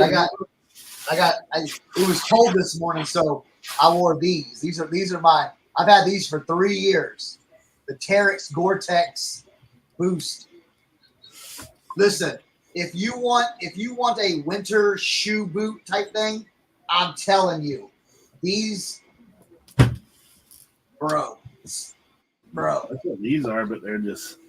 Yeah, that's exactly what they are. Yeah. Just different And colors. they got the step-in backs, which are nice. Yeah, because I've got I bought me a pair.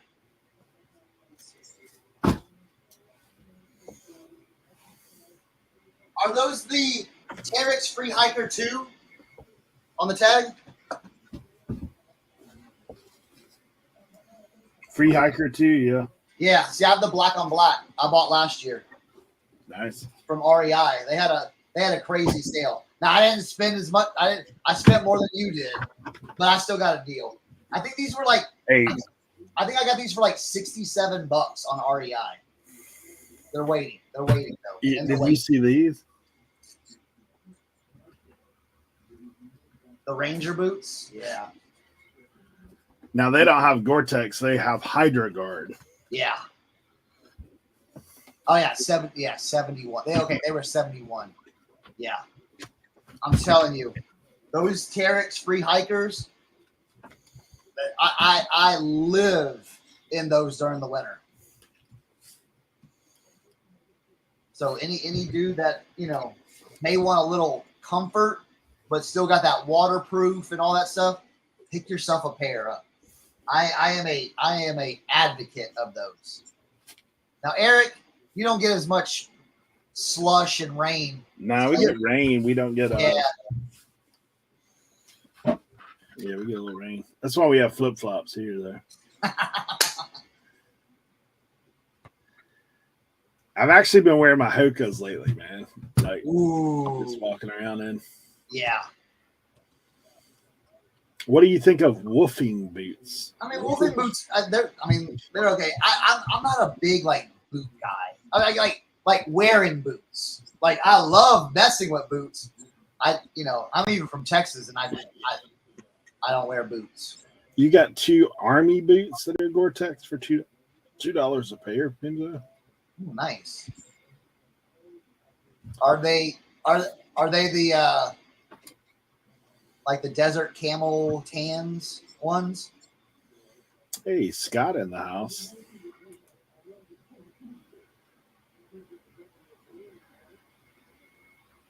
Spingle Move sneakers he bought at auction. Oh, bro, did I ever show you guys these? Is Kevin still here? Look, you ain't never seen these before, Cernoch. You ain't never seen these before.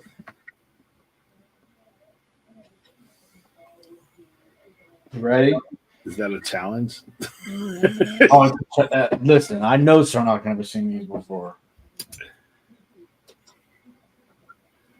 Oh my gosh. 70 are they plastic? No, they're actual shoes. That is hilarious. The bigger question, are they Kevin's size? Right? They're I don't know. We have to get Dan and Demand in here to do the conversion. They are USA women's 7s. Yeah, what's that, an 8.5, maybe? Men. Wait, what's the UK size? No, women's 7. Oh, those are like a men's 5.5 then. Yeah. Or no, a men's 6. So 6. I don't think Kevin has that small a feet, bro.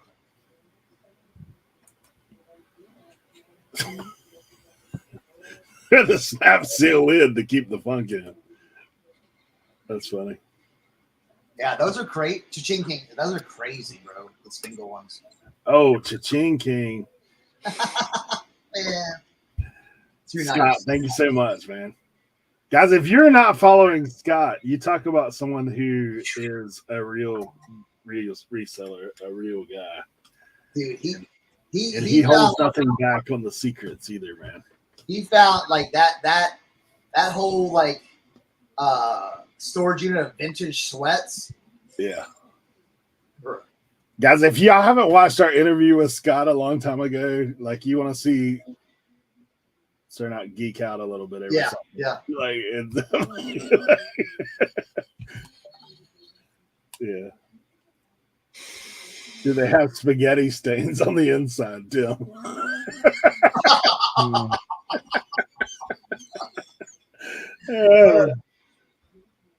They're not probably don't have that much value. There we go. Someone that knows true sneaker hype beast fashion right there, bro. Wear the Tupperwares one day and the Aldi jumps the next day. Yeah, yeah.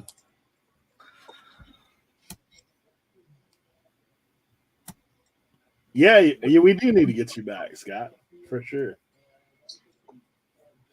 Yeah, for sure, man. For sure. Yeah, we've kind of been in a funk lately about getting pre-recordeds out because with everything in life going on for all of us. Let's see. Kelly says, I like my Aldi stuff. I mean, look. We don't have no Aldis near us, man. I tell you what. What was it we were talking that we saw in Ross the other day that was like something weird like that? Weird shoes that have different labels. I can't think of what it was. I just looked at one the other day too. I was like, "What is these guys have shoes out now?" Well, even on these, bro. Like, there's collab, right? Continental Tire Company. Oh yeah, Continental. Yeah, the Continental soles. I mean, wait, hold on, look. I mean, who ain't rocking? Oh, the Allbirds, yeah. Who ain't rocking? The Walmart Allbirds. Come on, y'all ain't rocking these, bro. Look, they sell them for $40, bro. You can get these for $12.99 at Aldi right now. Come on. The Aldi multi trainers. Let's go. Woo-wee. They going for that. They going for that European, you know. I love it. Scott says he needs to get going. He's going to Aldi's for food, not sneakers. Yeah, man. Have a good day, Scott. Hey, I will tell you this. Someone in the chat I had talked to a long time ago about Aldi's, and they were like, "Oh, what are you talking about?" I said, "Bro, just go to Aldi's. Go to Aldi's. They're gonna change your life." And they're a big Aldi fan like I am, bro. Here we go. You don't even want to know what Kent said he thought it was. I'm like, no, bro, just go in there, bro. Just go test it out. He's like, oh, man, this is crazy. Look at that. First time ever. Oh, what? You better screenshot that for yourself there. I'm telling you, if you got an Aldi near you and you've been putting it off, go in there, go.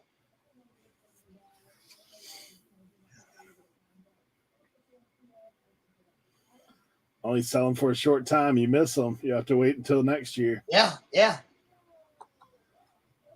I'm telling you, they get some limited drop stuff. I bet you if you're Keenan, I was gonna try it, but I was kind of like, yeah, right there, bro, right there. You know what it is. And it's like they had. I'll tell you what they had. They had. So you know the step 2 plastic, like kids stuff. They make like the bikes and they make all kinds of like the plastic stuff, like the kitchen. They had a Alex lemonade stand that goes for Alex lemonade stand cancer research, and they had that. And like, man, I was gonna buy a few, and I didn't. I wonder if, because they were something like $30, and I was just like, man, can I sell this for, $90? And I never did.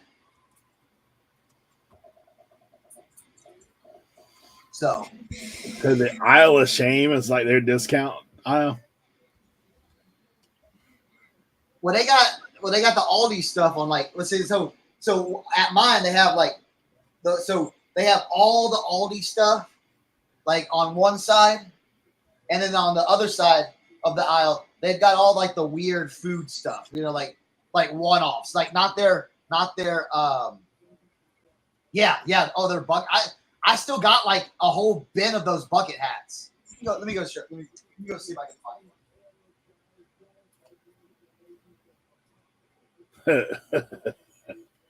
one. Molly says she went in for milk and cheese yesterday. Came out with Halloween pumpkin cat house. Oh man. Tanya says she didn't be walking out with all the cat stuff. I've honestly never been in at Aldi's. Like the closest one from us is up there where Otts and them live, like an hour and a half from me. Now I may just have to go in, see if I can get some new shoes or something.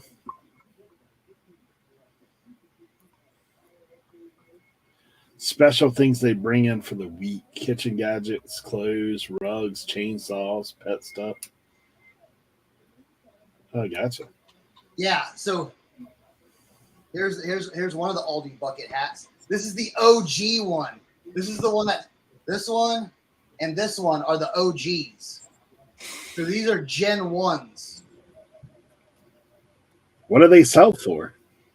Dude, Kent, what did you sell that one for overseas?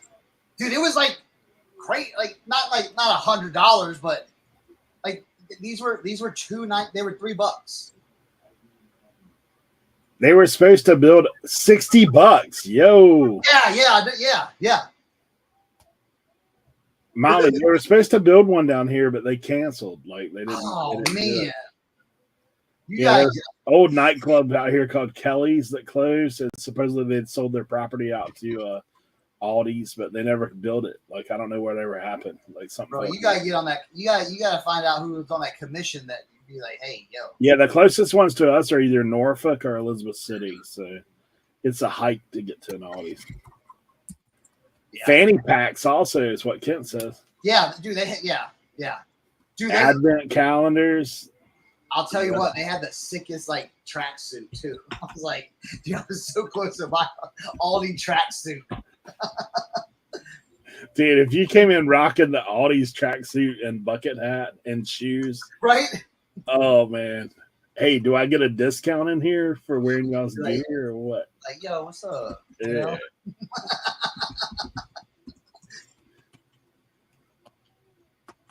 Aldi Cool J.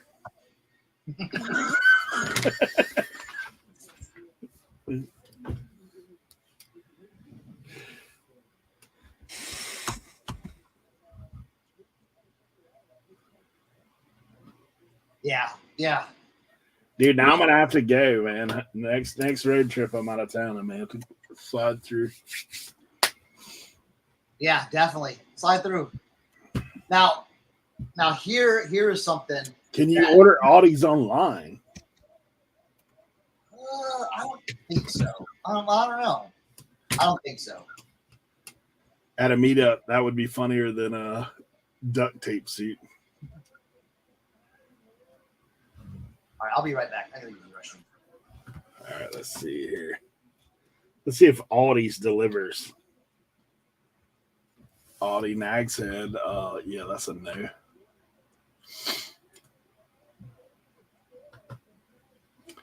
Weekly Aldi ads. What we got for sale on Aldi's? You can see me? Yeah. Josie says hi. Hey, Josie. I was tapped out. I thought I heard you. Yeah, I'm heading out and I'm not going to be coming back upstairs because it just gets harder as the pregnancy goes to. Oh, it's okay.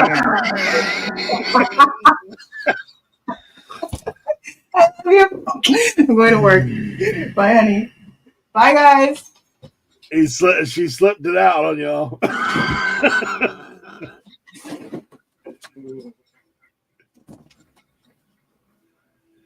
I knew I should have muted. Oh man.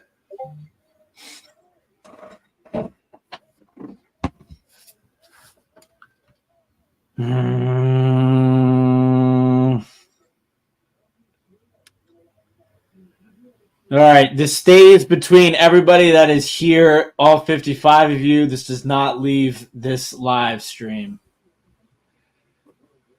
Yeah. Good luck with that. Oh, fuck.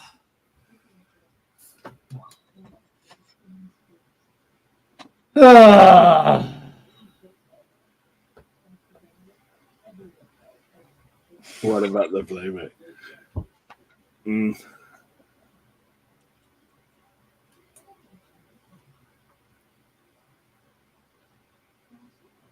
Instacart Aldi's. I don't think I can do it from here. I can't even find the Aldi's near me. Let's see. Cookie. They're trying to get my cookies here.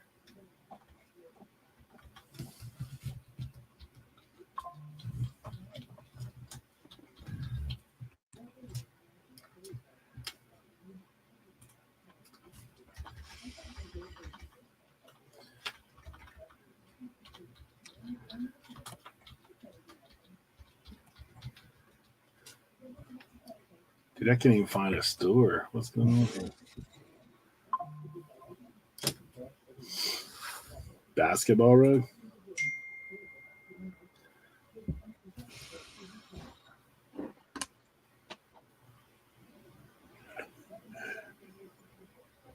That is a line of comments, bro.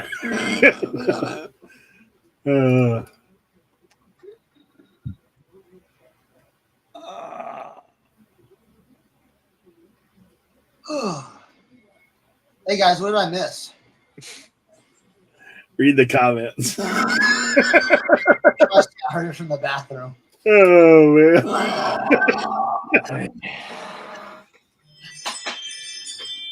Well, the big review is gone anyway. Ugh.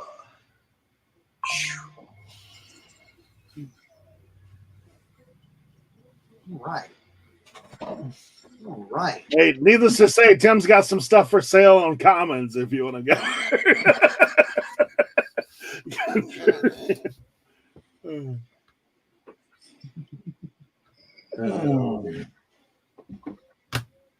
All right. Celebrate good time. Come on.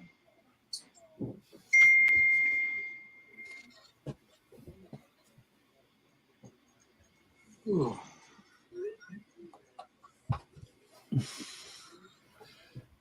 No, that's not what I thought. But we haven't gone public yet.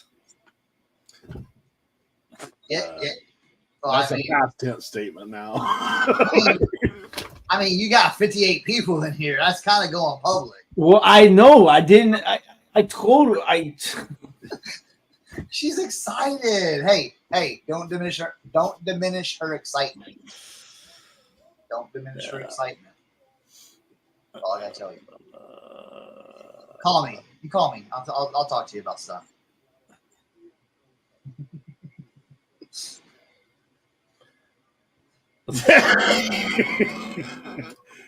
You basically did a friends and family release. Yeah.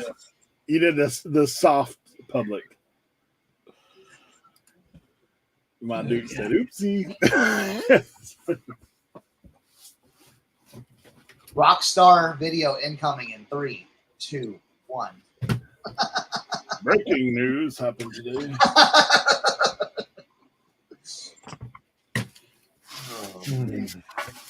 Now you guys just got to schedule a live stream, Tim. You might as well rip the Band-Aid, bro.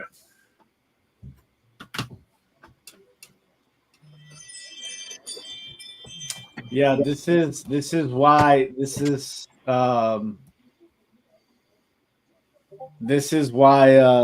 everything's kind of been hectic lately, and the stress levels and the moving of inventory and everything. So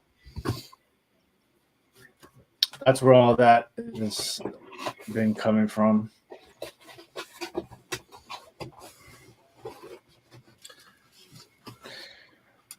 So, we lost our insurance after our first doctor appointment.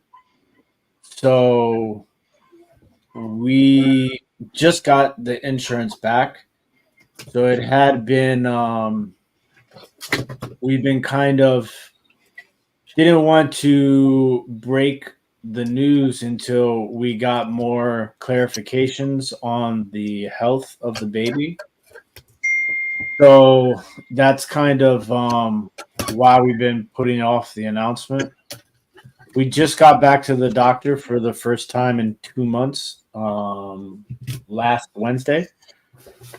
So we have one more. We have an appointment next Friday. That is a high resolution sonogram to make sure like the heart is okay and the legs and eyes and nose and all that stuff. And so we were planning on doing a public announcement after that, which we'll still be doing, obviously. But for those of you that know already, you are in the you got the pre-release, I guess, this morning. So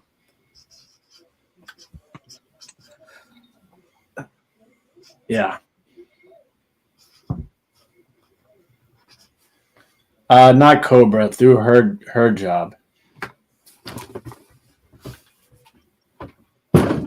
So yeah. So it's been pretty stressful couple of months here, as you all can imagine.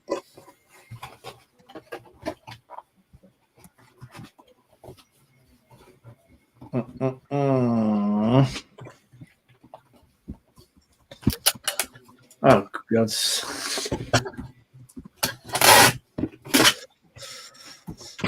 Yeah, that's a great idea, Madonna. Great idea.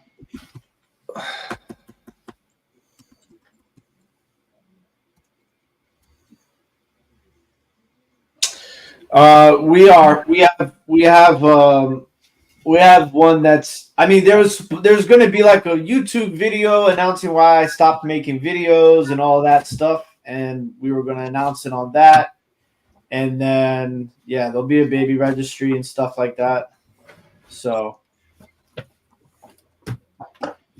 but yeah, we'll revisit this moment again when it becomes official. Hey. Oh yeah.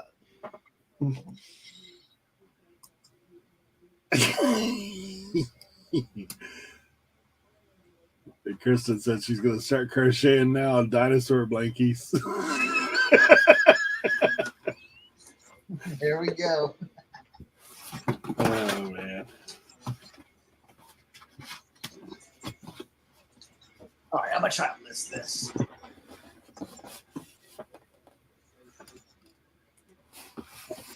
My dude said Tim inherited the fret gene from her.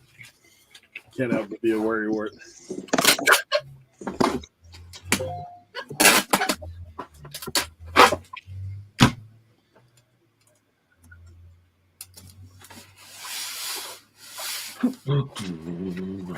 Kid will love the dino nuggets.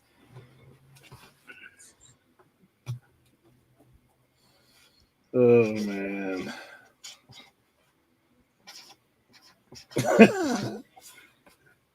The funny thing is, JC's like, okay, I'm out.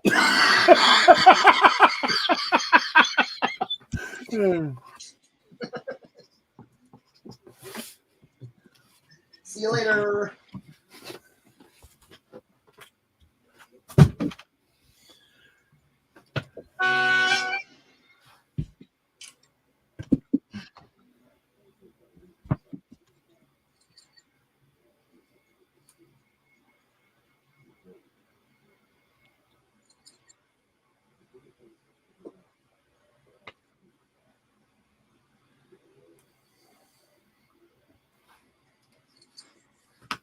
Hmm.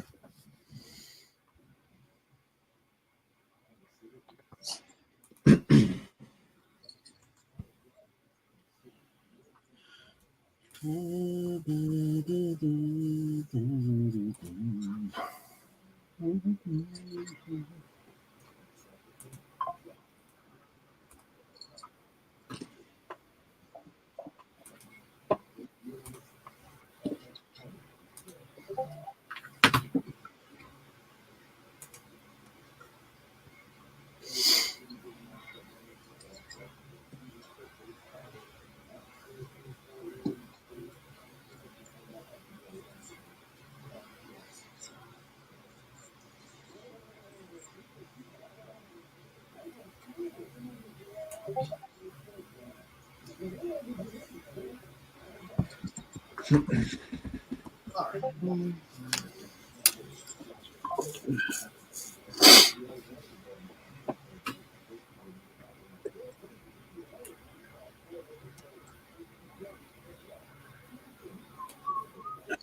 That's it. eBay for my auntie phone.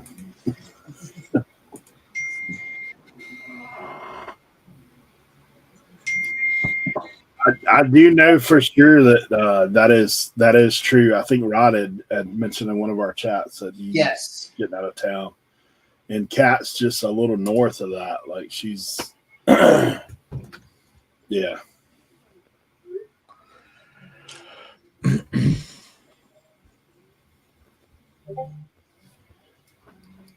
Yeah.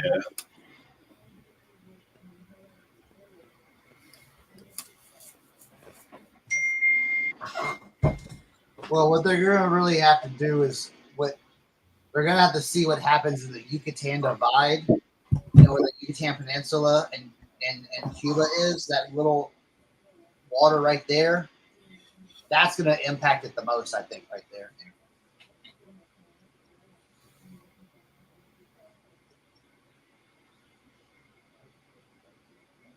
Yeah, they said 10 to 15 feet. That's a lot of water.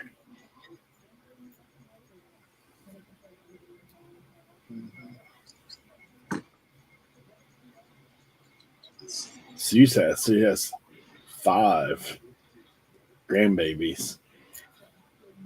Wow.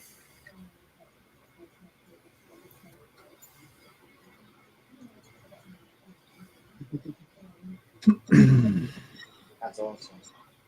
Do that. Yeah, said his grandbaby saw first playoff game on Saturday. Very serious. For Sunday's game, he was yelling Dodgers or his version and flinging himself on the couch. Seeing kids learn is so cool.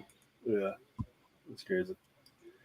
Yeah, I saw where Paul was headed out of town, back to Philly.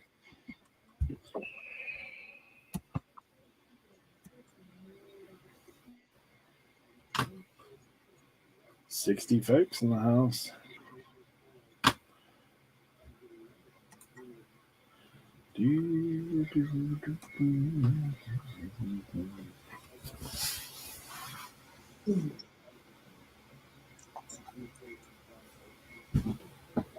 Right?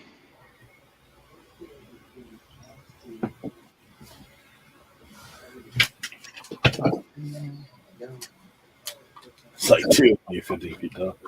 Not quite that tall. 15 feet is taller than a lot of houses, bro. Yeah.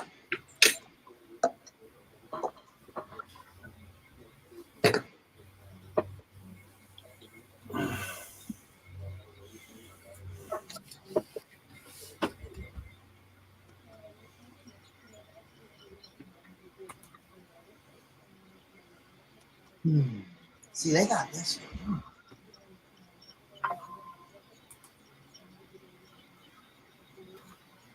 Look, these people bought this shirt in the middle of the night, and now they're like, "Hey, have you shipped this yet?"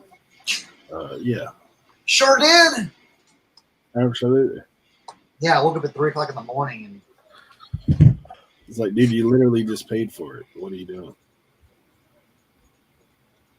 12:31 a.m. Pacific time. Come on, guy. it's like 3 a.m. for you, bro. Like almost Yeah. 4 a.m. Yeah, dude, I woke right up, got it right on that. The crazy thing is they're in New Jersey, bro. What are you doing up that late buying stuff? Right?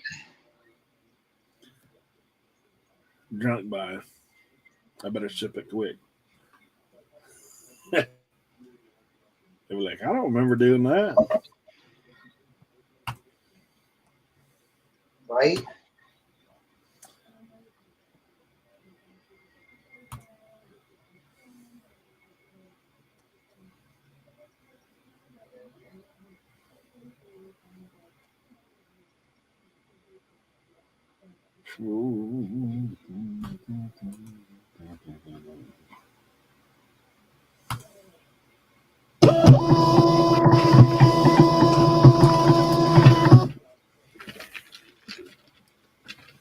It was like an industrial printer, bro. It sounded like it. Yeah, it's my Folo.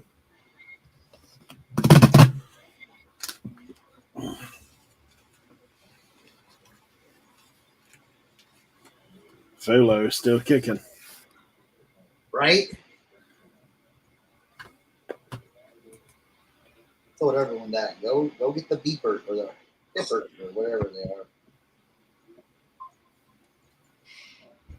Oh, I've had people ask me to ship it on Sunday. It's like, I don't know where you live. Right?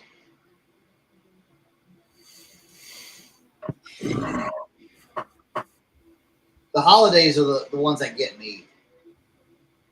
Oh man, I'll tell you, I got a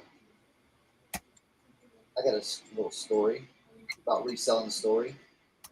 Can you still get free labels from UPS? I don't know. I haven't tried it in a while because last time I got them, I got like 2 or 3 boxes. So. I think me too. Like I won't need them till like 2027. Yeah, I'm good for a while. In fact, I'm taking some to Leroy. I'm supposed to see him next week. I'm sure you can. I haven't heard anything that they don't, that you can't.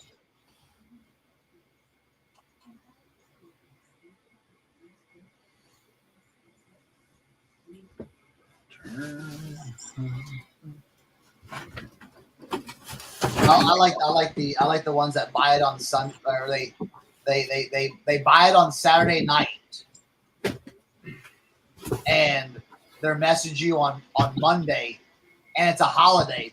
Why isn't my item shit? There's no the tracking hasn't moved.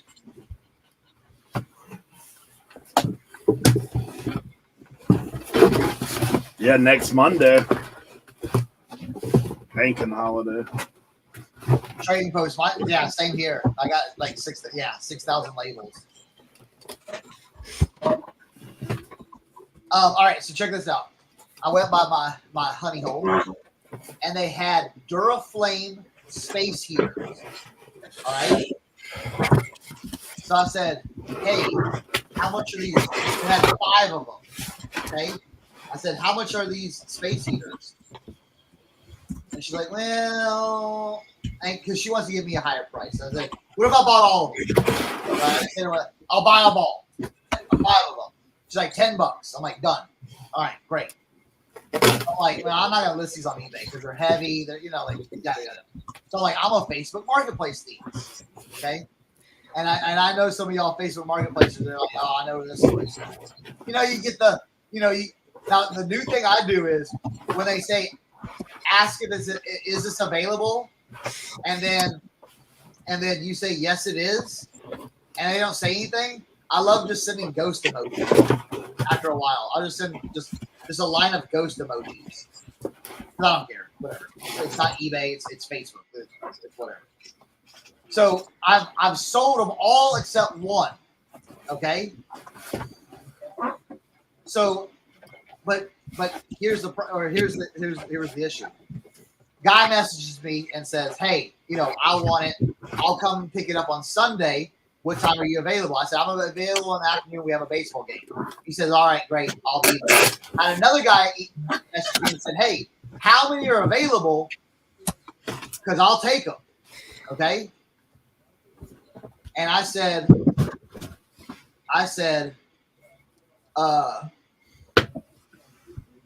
I have 2. I had 3, but I said I have 2 available.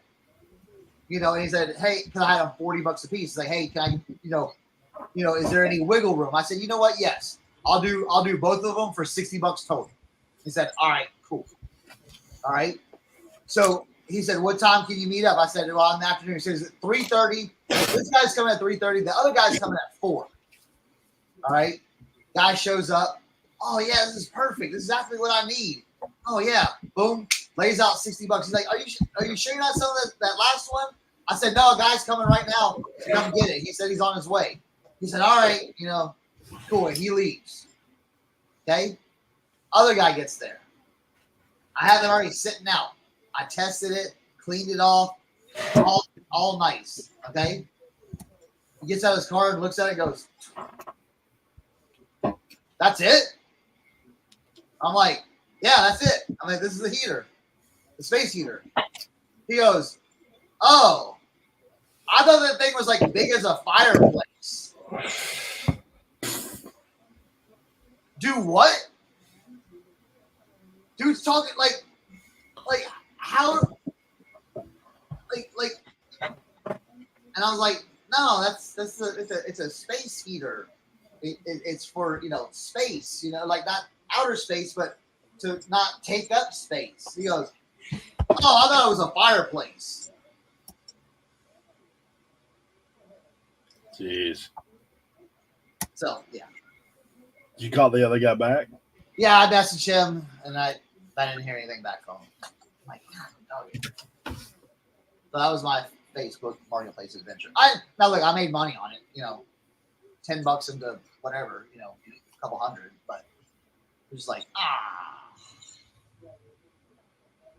So if anybody's in the Martinsburg, West Virginia area, and you need Michael, I'm on it after the show. Trust me.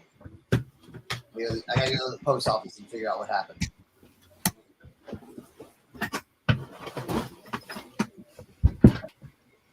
Oh, cool, cat. Yeah.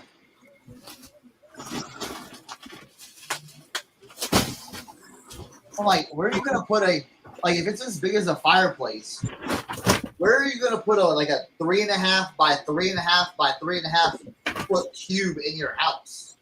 Like, you know how much space that's gonna take up?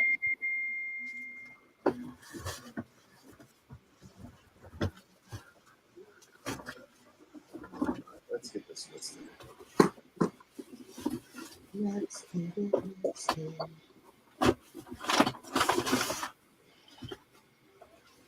Let's see if there's any souls.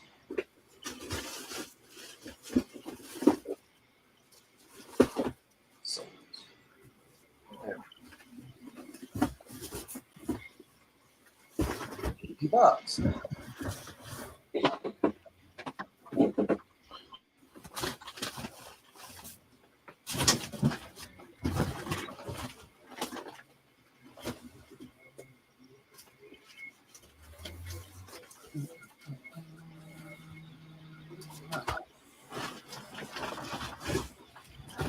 Perfect.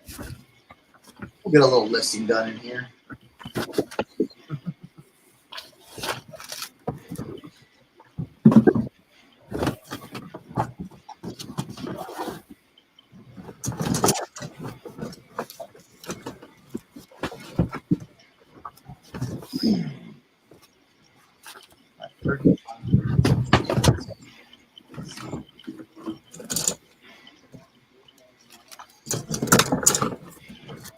Audiobook.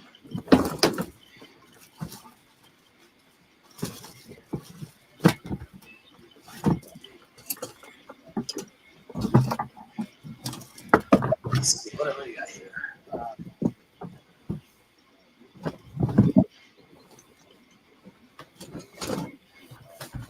Oh.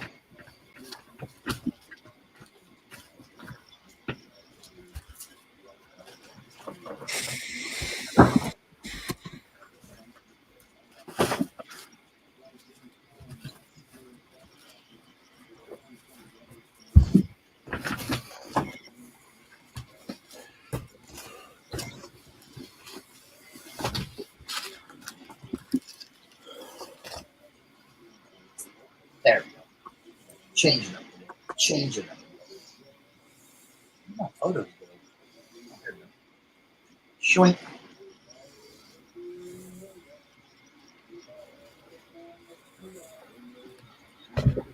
Go.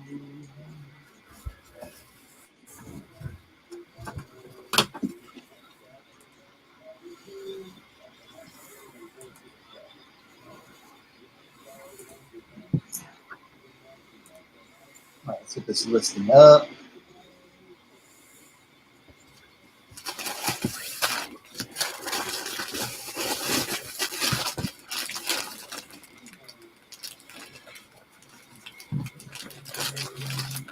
All right, bam. What do we got? That.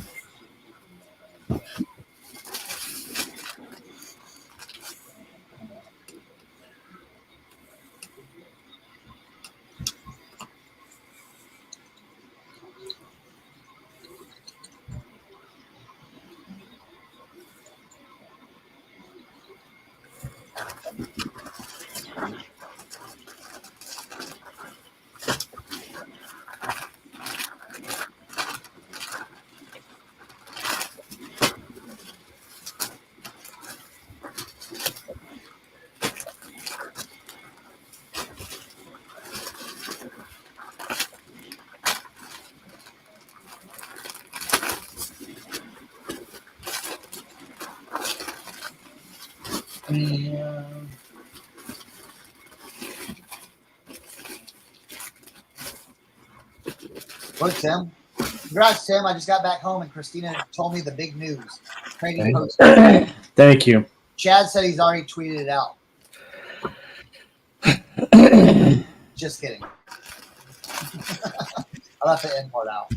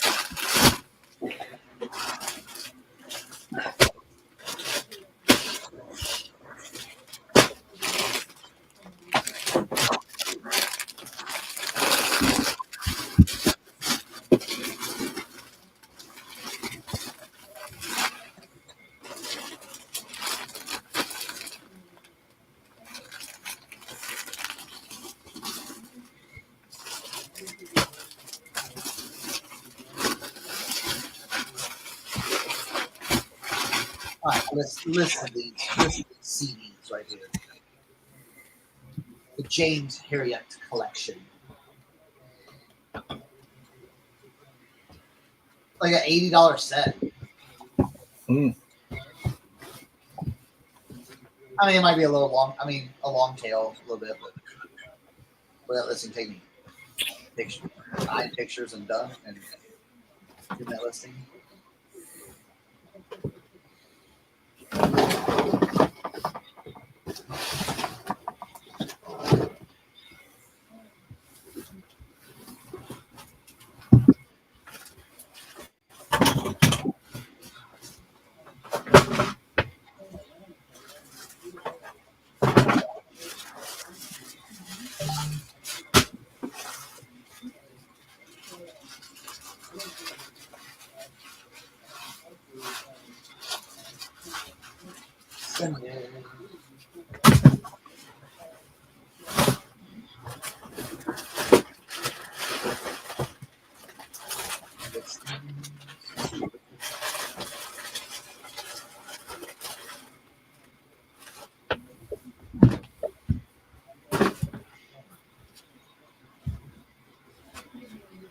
Hey.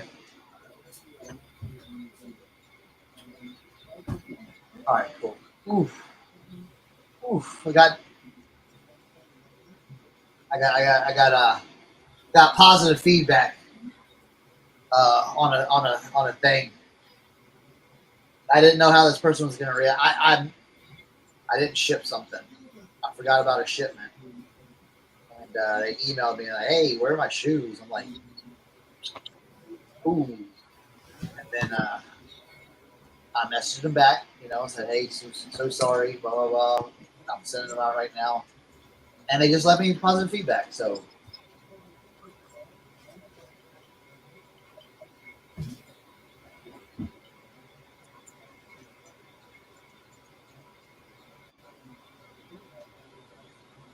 Trash Cat, what did you set up? She said, I did my first market Sunday and it was awesome. I made my feedback in the first 30 minutes.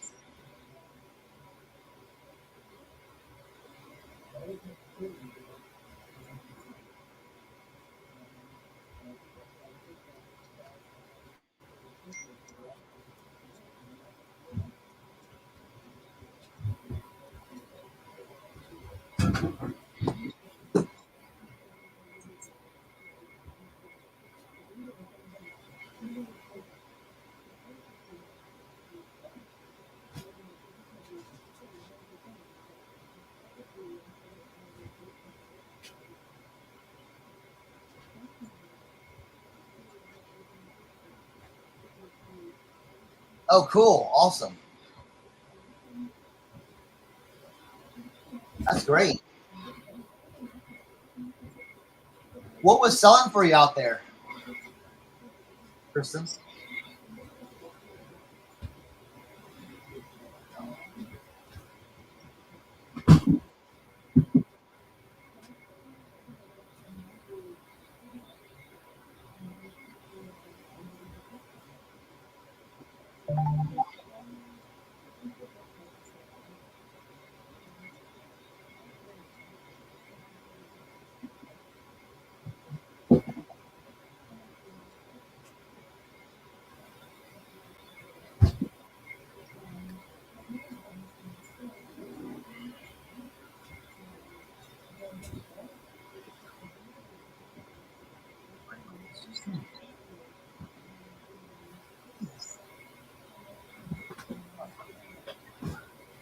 All right, well, I'll take the positive feedback on that. That's good.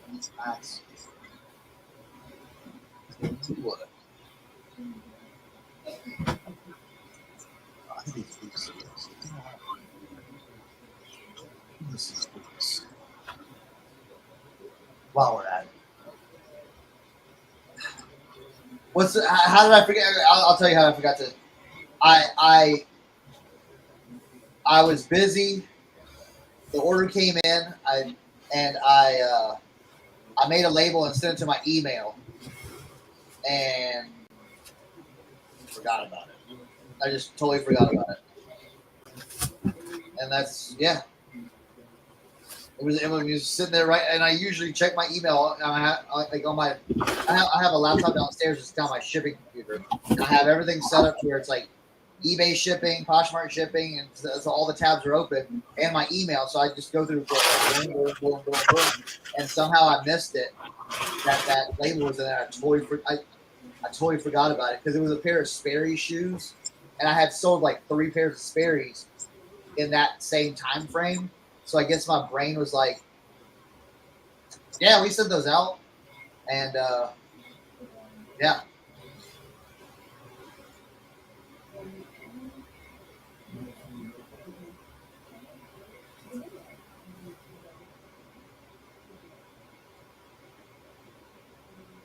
Oh, that's good, Kat. Yeah. Like I said before, listen, I know some people are scared and shy and don't want to ever do this, but I have found great results more often than not. If they have a phone number in there, call that phone number and talk to them like a human being, because people can be, on the keyboard. I'm mad as hell. You get them on the phone, you can turn it around. Hey, I got taught this little tip a long time ago. Hey, we're a small family business. Okay? When people hear that, hey, we're a small family business, they kind of lighten up then. Not always, but I'll say it works more than not. So try that. I know some of y'all have heard that before, but for some of the people that haven't heard that, try it. You got an issue and just call them. Just call them. Sometimes it's the easiest way, and you can gauge, because sometimes in text you can't, or in chat you can't gauge context or feeling, but you can definitely gauge it better on the phone. Yeah. Yep. Yeah. So try it out. Try it out. I mean, in the end, and I kind of boil it down. I always sometimes boil it down to just in the end, it's 2 human beings talking to each other. If we can't do that, then there's something wrong.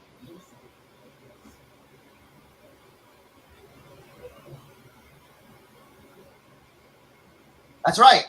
Yeah. That's. Yep. Exactly. You're backing up what I'm saying. Yeah. They just realize it's just another human being just trying to exist out in this world. And that's it. and usually they you know, I've had people, and I know people that have you know, had other people mad as hell. They want to report them to eBay. They want, you know, I'm gonna report you to the Better Business Bureau. Now you call them, he gets it all taken care of. Well, LaDonna, you're not supposed to do that. Yeah. Only.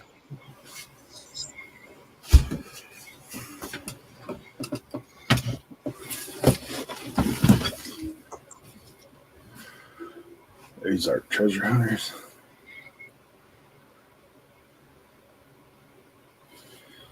Well, here, this is a great question. I think we got a Bakita Gaming as an up and coming reseller. Just listed my 200th item. When is a good start to YouTubing it? I don't want to be boring, obviously. Well, here's the thing. Here's the thing. You want to be a YouTuber or you want to be a reseller? Do you have enough energy to do both? That's really the thing. Yeah. Yeah. You have the time, the energy, because you get to that crossing point to go, what's worth it in the end? Yeah. So, It's a grind. I mean, Kevin's in here. He'll tell you, like, he did a year of 7 days of videos. Yeah. A year. 7 videos a week. A year. I'll tell you something about Kevin. Okay. Kevin works like a so much, like I couldn't do what Kevin does. I couldn't. I'm lazy. I couldn't. No way. No way. The good thing about YouTube that I like, this is my side of YouTube that's good. You do get to know folks. That can be good if you're in a community that's good to each other, and it can be bad, to be honest. It does take you twice as long to do things if you're a YouTuber, for sure. Because if you're filming yourself doing the, you know, haul / this is what sold, like, that's going to take you 2 or 3 extra times what it normally would to pack your orders and to list and do all that stuff. If you're picking, it has other challenges that we can attest to. What I would say, what I would say too, is it's like this. If you want to be part of the reselling YouTube community, then I've gotten more information out of chats and talking to people and chatting and while watching people's lives or, you know, stuff like that than kind of watching Bolo videos or, you know, I don't know. Can you guys send me the link in the chat? I gotta go downstairs and pack. Yeah. Okay.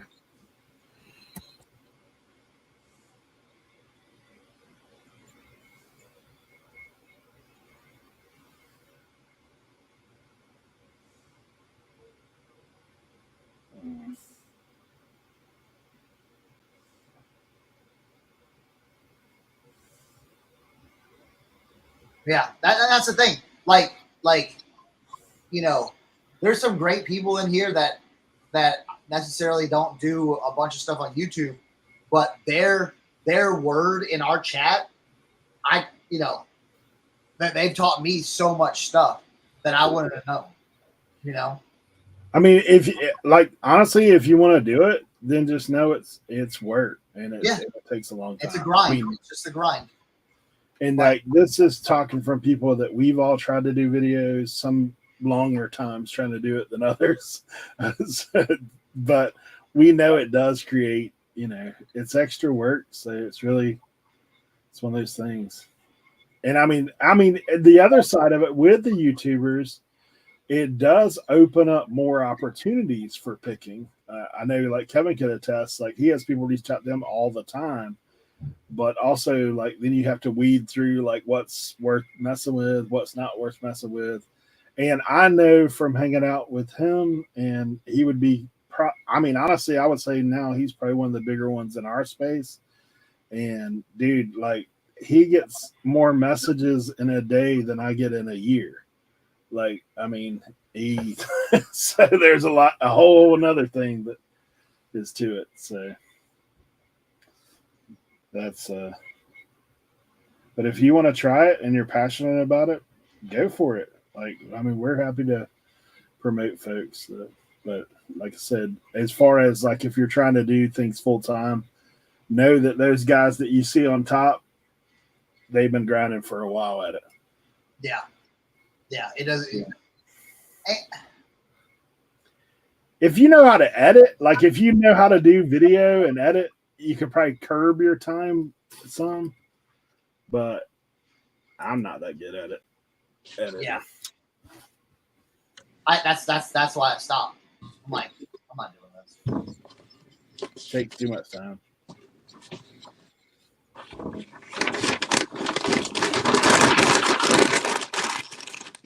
Yeah, if it's a side hustle, man, like if it's hobby money for you and you want to do that as a hobby as well, then that's cool. Go for it. I would never discourage anybody from taking it, but I would also just let you know the reality of it is those guys you just named, Harry Tornado, Kevin, Dave, I've been around all those dudes, and hey, as far as them being out of touch, I mean, honestly, there's production to some of the things that are done, and just like everything else, like if you just, hey, I bought a $1 item and sold it for $3, or hey, you know, or no matter, they catch so much hate from everybody. I'll just be honest, like it's one of those things. Yeah, I've picked with Dave and Kevin, and they've both told me like, dude, if you recorded your interaction with folks, you would get so much hate because I'm a negotiator, and that's just what I do.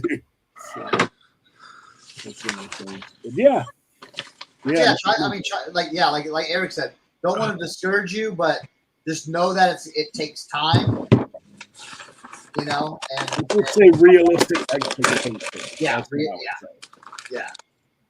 You know, yeah. But like I said earlier, I think communities like this and other people's communities are a great way to interact with other resellers and get more knowledge and answer questions. Because I think that's where it's like, you know, you're not on that island then going, man, who do I ask?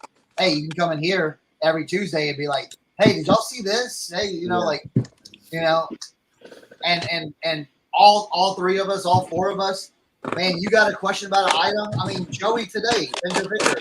He sent me a pair of Levi's. He said, yo, let me know about these.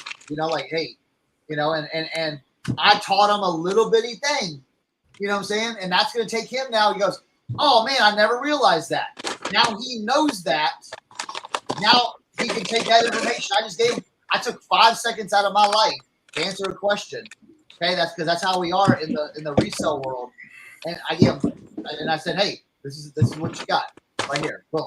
And it gives them that little tidbit of knowledge, that little nugget of knowledge to take forward and go, all right, man, now I know how to date a pair of Levi's. You know?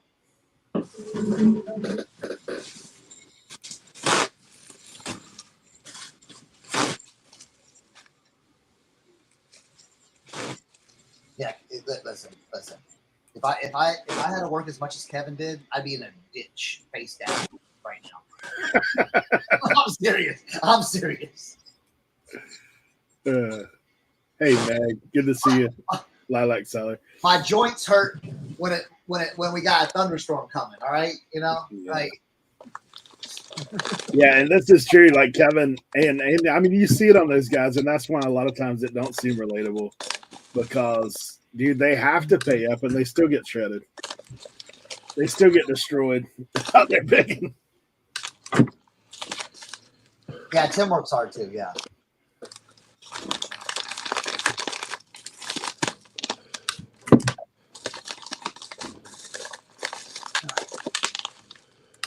I have, and here's the thing too.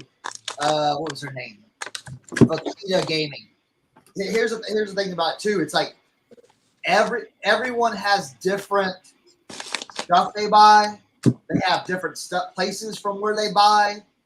So it's you got to just pick what's good for you, and you have to adapt to your surroundings and situations and what you're knowledgeable in. Mm-hmm. I've been around. Listen, I've been around Tim for a long time, and he's told me all this stuff about glass. Bro, I'm still an infant when it comes to the knowledge that he has about glass. Because it's just something that I'm not swimming in constantly. But give me a pair of shoes, give me a hat, give me a vintage T-shirt, a pair of boots. I'll tell you up and down what it is, just like he does with glass.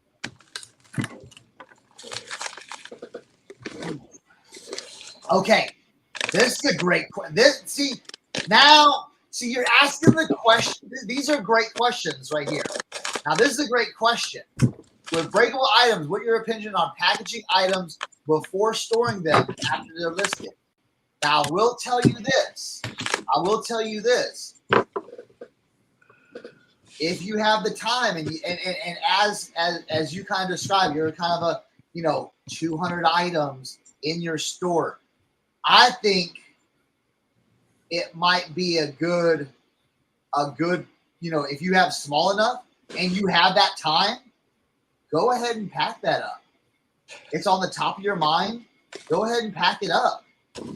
Label it, inventory it. Because I'll tell you what, this kind of, another with right now, which you should be not worried about the most, but something you should be implementing into your reselling right now, since you have 200 items, having a great inventory item or great inventory for your however you do it, whatever you sell, and let us know what you sell, but whatever you sell, inventory it, skew it up, put it on a shelf, say, hey, I don't know your setup, but be like, hey, in the basement, this shelf right here to me is shelf 1. This shelf right here is shelf 2.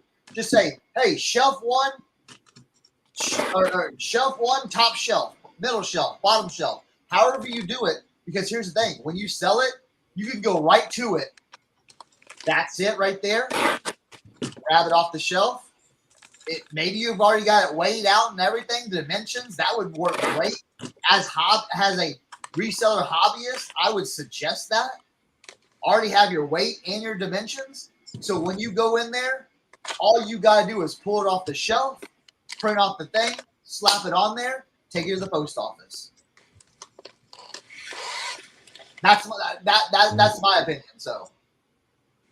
Yeah, if you have the space, and that was the key thing, if you have the space to do it, yeah. First, you shelves and totes and a bookshelf. Yeah, I mean, if you've got the space to do it, I would if I could go back and do one thing when I first started, it would be organized. Get organized and stay there, because it's hard to go back. 1,000%. 1,000%. I think a lot of early resellers have made that same mistake where their inventory gets, I'll remember where everything is. Hey, Chris, you don't remember where 500 hats are? Which box this one hat is in? Out of 500 hats, out of 40 boxes? You don't remember that? No, you're not. Yeah. Yeah, if it's shelves and totes when you're actually organizing, I mean, I still yeah. Yeah, SKUs. Yeah, your custom SKUs are very important. I do that with shoes. I'll do that with shoes. Where I'll pre-pack all my shoes because and then when it goes, I just pull it out, slap a label on it, and ship it out. For shoes, I know someone was in the chat earlier. Shoes, if you don't get a handle on it and you got a lot of shoes laying around, you're going to be digging and digging and digging and digging. It is. That's smart. Honestly, out of us, who does this the best is Leroy, and he's not here to defend himself, but he actually every time he picks through like 3 or 4 totes every day and double checks to make sure things are listed, goes back through, like it's just an ongoing thing with him. He rotates through his stock twice a year and has it together. And I'm guilty of not doing that. Yeah. I'll tell you right now, I am so guilty. I know I should do it, and I don't do it. Yeah. And it's hard to start. It's hard to start doing it when you're not used to doing it. Yeah. Like, So, because I was even now, like in my shed, it's like a department store, right? Like this is sporting goods, this is electronics, this is parts, this is, and then I've got the miscellaneous world. Well, there's some things that go missing from time to time. Like, so like, well, it should be there, but you know where it's at? It's laying over here in the corner because I forgot to take it to the shed. So Yep. Yeah, I've had that stuff. So it's tough. If you have a partner to help you with it, that would be good too. Like you could basically like walk around with your laptop and be like, all right, this should be here. All right, great. Next, this should be here. Next. I think that's a trap too. Like when you first get started, because I am somebody who used to. I mean, I'm getting older now. Things are fading a little bit, but I used to have excellent memory about everything. So like when I first got started, when I was like in your world, 200 or 300 items, when I got up to 1,000, I still like I could picture where that item's at, go pick it up in no SKU. But now, like, dude, I mean, I'm looking right now for something that I'm like, I know where it should be, but it's not there. So I freaked out about a pair of pants. I convinced myself, I'm like, bro, you sold those at a vintage event? They gone. You're gonna have to call them. I'm like, Hey, you know the worst part though, right?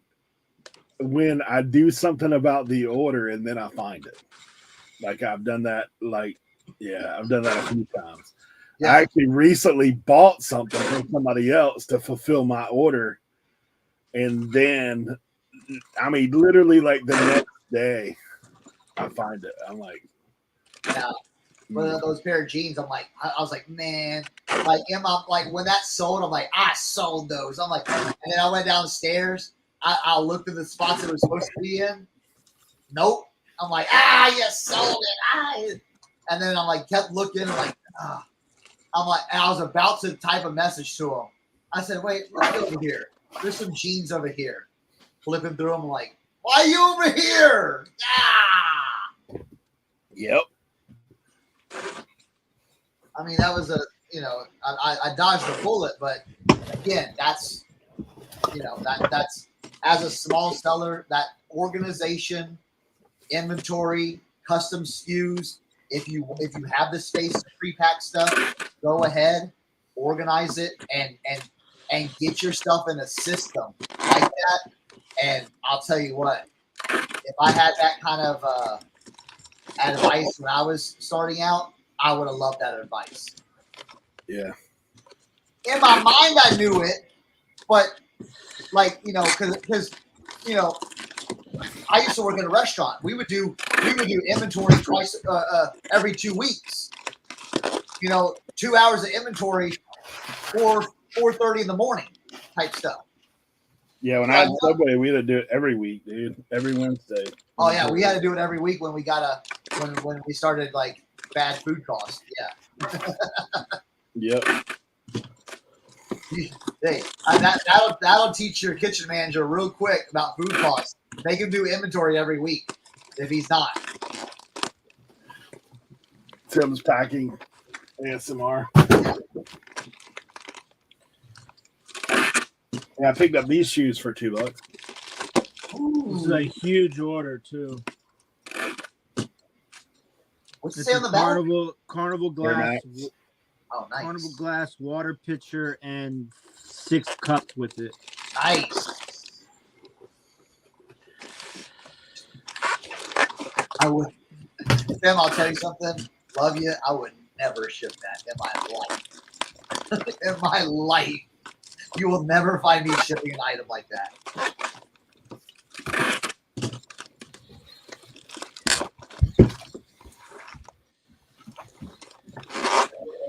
boy. Dude, I'm fixing to scan a truckload of books that I have. I watched one of Katie Reed's videos the other day. This app that buys your books. They don't pay much. They don't pay much for them, but I've got a whole bookshelf there because we were doing Amazon for a little while, way back. Yeah, those things they give you a label. That's key. I was like, dude, I don't care if they pay $0.25 a piece. I'm getting them out of here.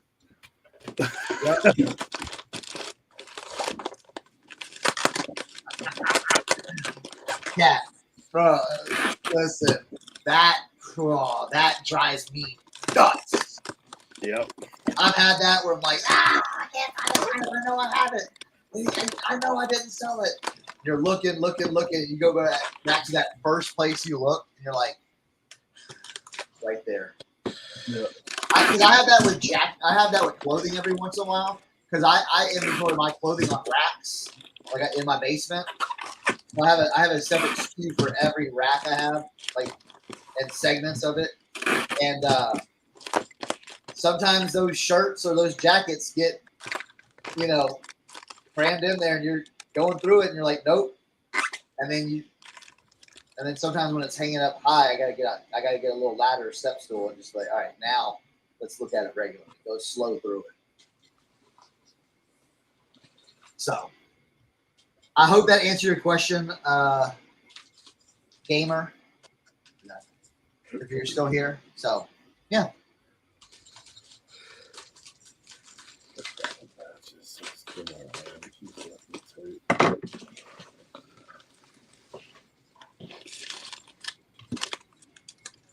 Antique mantle scarf just sold on eBay. Wow.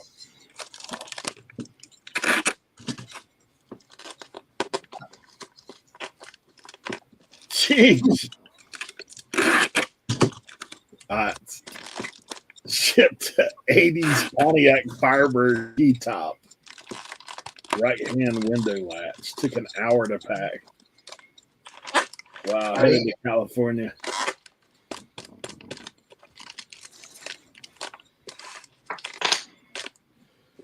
Yeah, nah. Yeah, I'd be cruising right to the shipping center. Be like, thank you guys. Right? Hey, here's some bubble wrap. $30. All right, let's go.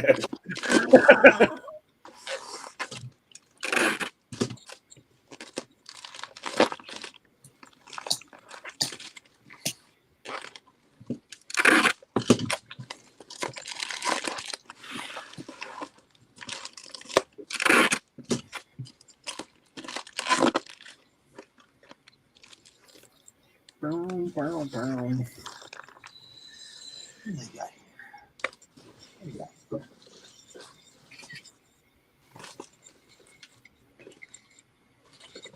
What's the shipping? Did you guys crate it to California? What, like 150?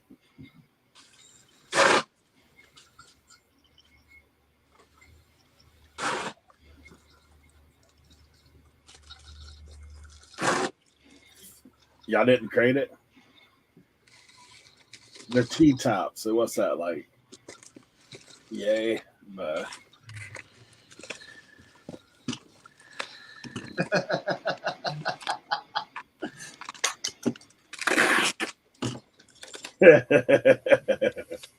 Dude, that kid ain't gonna be able to walk, man. He's gonna have to work on his swaddling techniques. Hey, if he wraps it up like that package, he'll be looking like the kid from a Christmas Story. Right?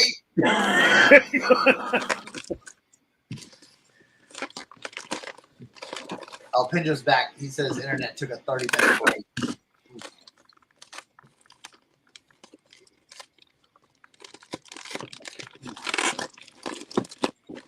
14 minutes back him up. There you go.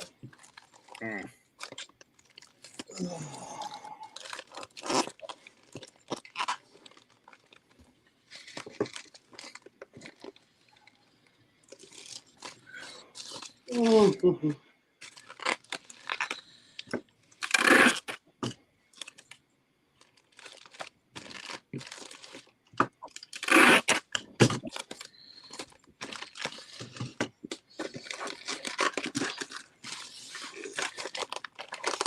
see if I can find this.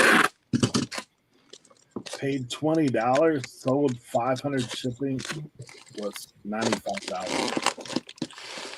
Paid 20, sold for 500 shipping was $95. 24 pounds, 39, 23, 13. Ooh.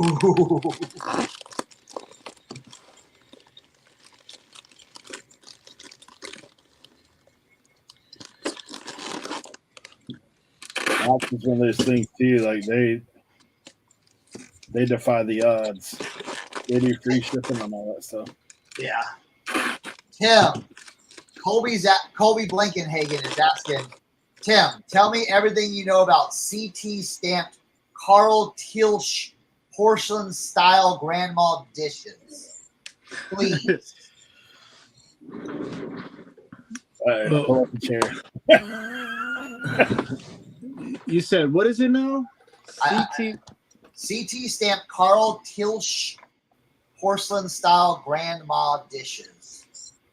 So I'm assuming that's Bavarian, I think. It's either Bavarian, German, or Austrian or French, somewhere along those regions. It just depends on the pattern. That might even be Limoges, actually. It depends on the pattern, and it depends on the dish. If it's just a plate and it's a boring pattern, oh, the mail just came.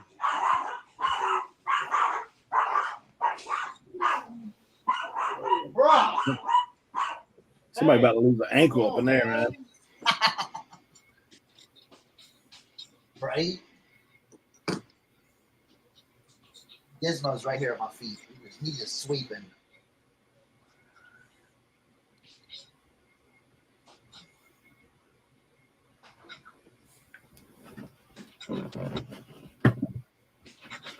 Because if it's not a really good pattern, then you're going to be sitting on it for a long time, no matter what. If it's just a basic pattern and it's a dinner plate, I would stay away from it. That's how I feel now. After going through all the plates I went through.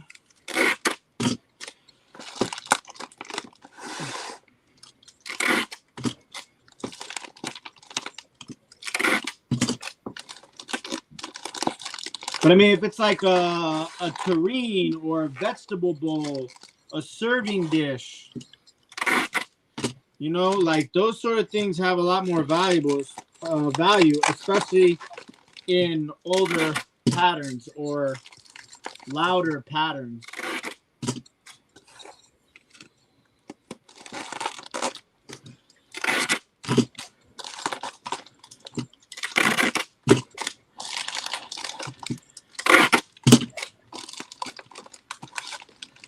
All right, there she is.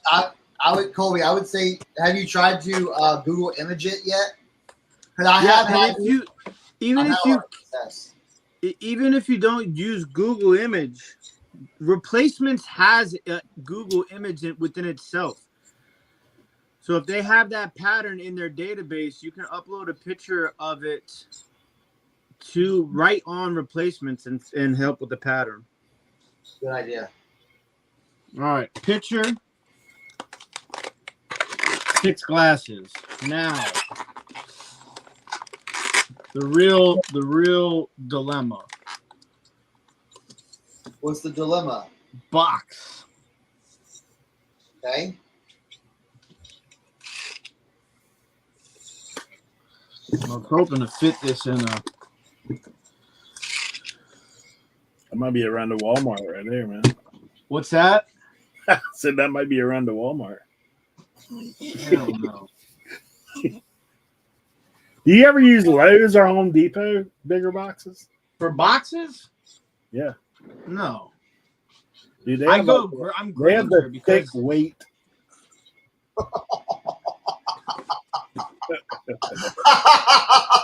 what? My brother put 10 by 8 by 6. Oh man, that's an old school joke for some of the newbies. I'm waiting for Kent's response. Kent must be busy. Kent must be busy. What happened? It's the old the hat box adage, 10 by 8 by 6. But then Kent always puts 8 by 6 by 4. Oh nah, we're good. I got this figured out. We're gonna Frankenbox 2 large priority boxes. And I like the double stack. I do that occasionally. Yeah, the seven double stack. Yeah. Now here's the question: can you keep it under 15 inches? Yeah, and that way I can put it in a bag. Yeah, because it's going to Texas. What kind of bag you putting that in? A trash bag?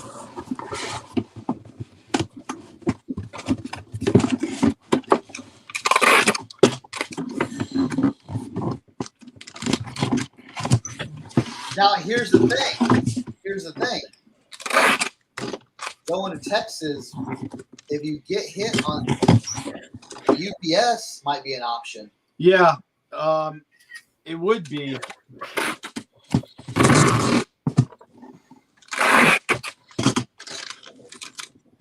Hey, Kelly, I've shipped a few typewriters. That ain't fun.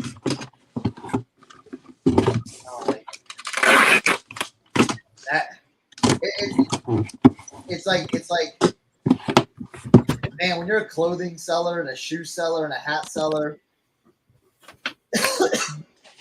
a lot of times it's a lot easier. A lot easier.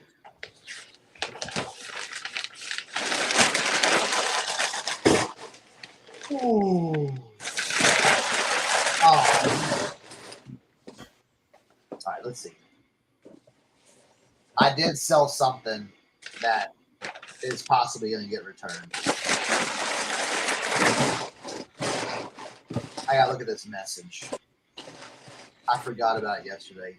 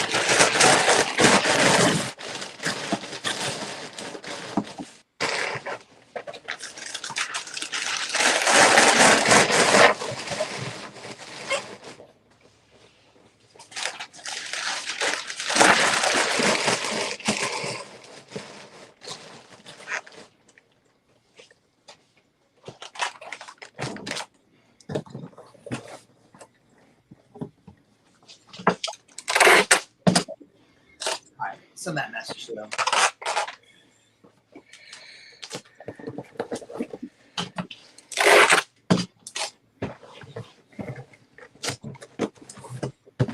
I don't know, old man picture. We'll see. Let's see where it's at. I don't think it's gonna be 15 inches long though. You said what? Old Tall Man Pick said, "Are you trying to do a pirate ship bag, box and bag with a 15-inch length box?" Maybe.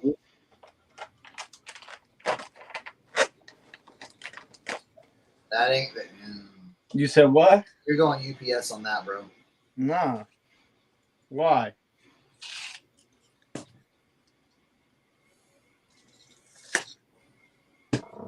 It'll be like $13 USPS. Priority? Yep. Huh. The only thing I got to worry about is it might be a little bit more expensive because of the weight.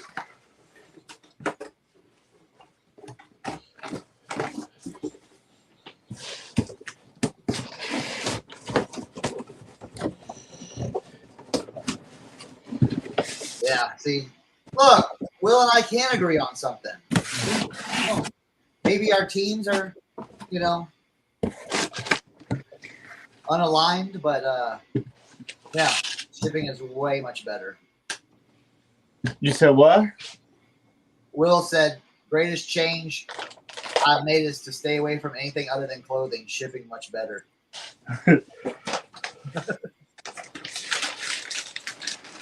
Well, I don't. That's part of my change too. I'm not like gone away from it, obviously, but I don't buy a lot of big stuff anymore unless it's something like this where it's $150 and I can get it for like $20-$25 at most. Yeah. Like I can't. This took me like what 20 minutes to pack. It's not that bad.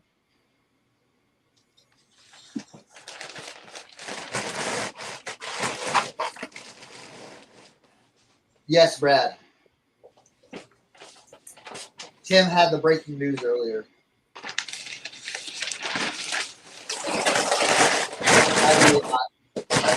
I agree. Hey, Noel. I went simple on the hat. There you go. Oh, open road, bro. That says Harley. Dude, that just screams Harley, bro. Yeah. A little. Have you guys seen how much better the cutout is on Photoroom now? So much better. It's insane. I don't have to do any editing.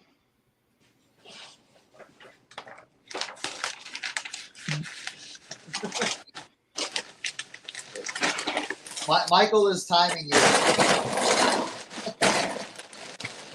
Timing you? Now, Michael, did you minus out the time he took to answer that question about the dishes?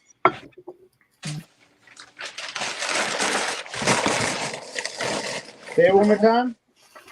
My brother said you're 30 minutes and counting.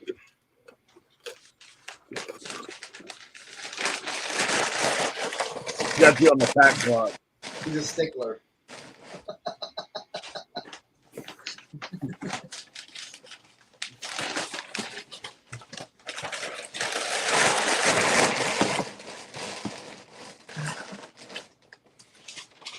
What's the headline on that paper?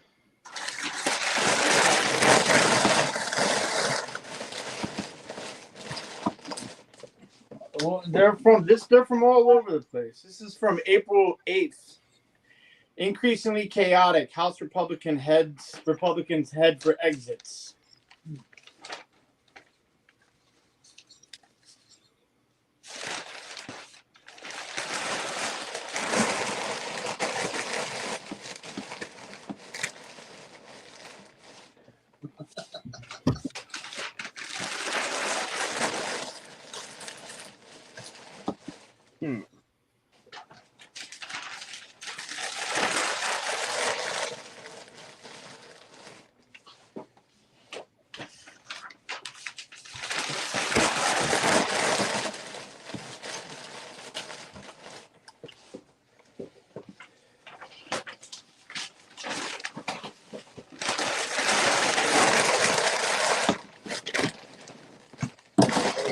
Oh yeah.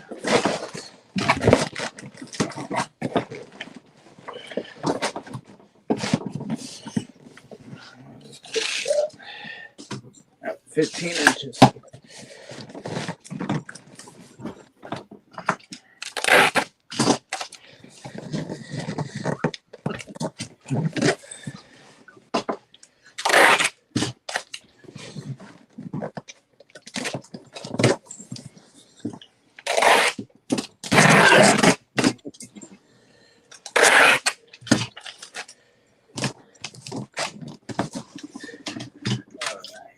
One day they'll have AI for that.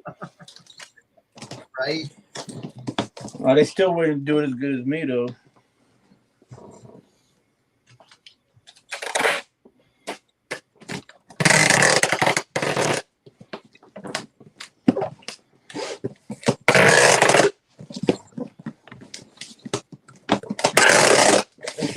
Man, I wish I was back in those LLB boots.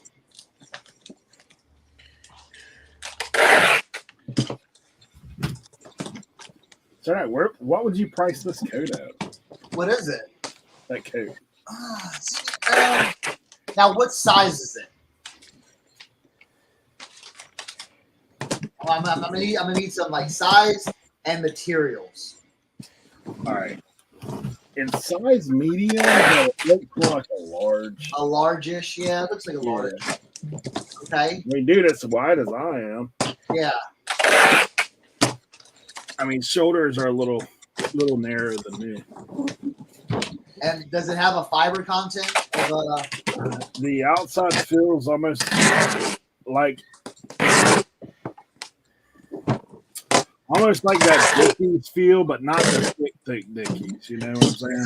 It's not waxed, is it? It's not waxed. It's not waxed. It's got a little leather upper right here.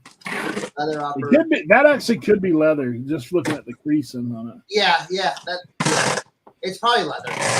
The inside is flannel. So it's got the flannel feel. It's thin, the inside. Okay. But there's some kind of something between it. So definitely some line. Is it crunchy in between it or no?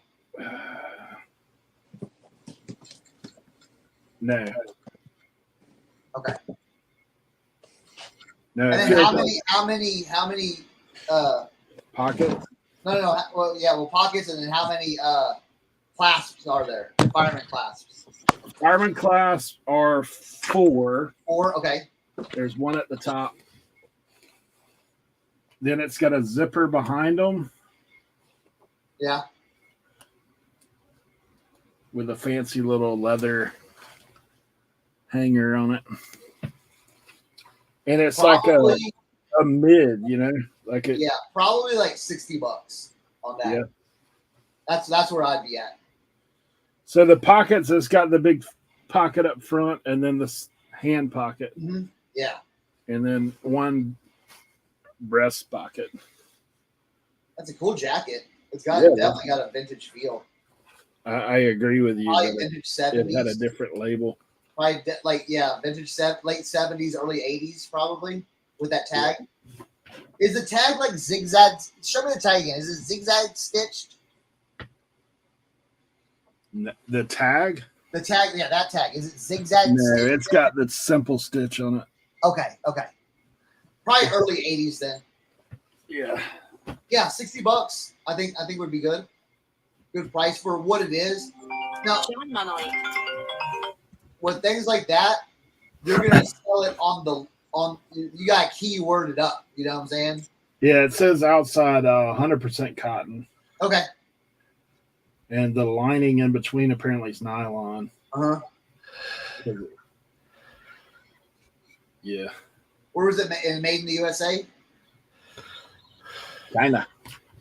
Okay. Yeah. Probably definitely 80s then.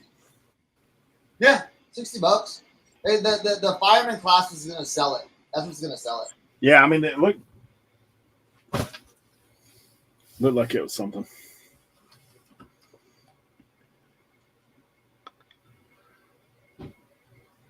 Oof, Colby, yeah. All right, let's see what this is going to be damage-wise.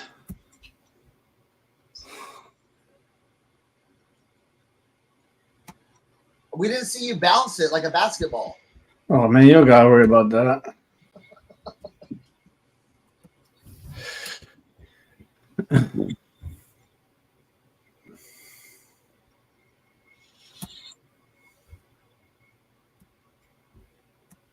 Shipped a large frame backpack the other day. Shipped USPS because it was like $29 all wrapped. Got hit with a $17 postage charge. Yeah. Yep. That's why that's why I've been just sending stuff UPS now.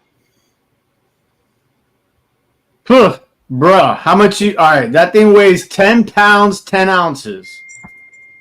So 11 pounds.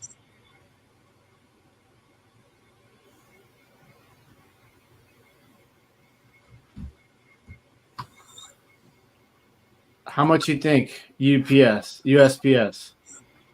$36. Nope. $44. Nope.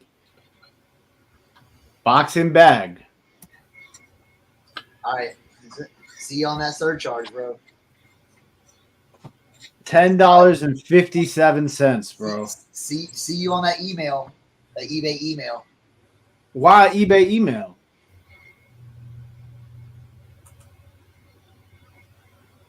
They don't mess with that anymore. Look, knock on wood. I've been good. I never ship eBay. Always pirate ship.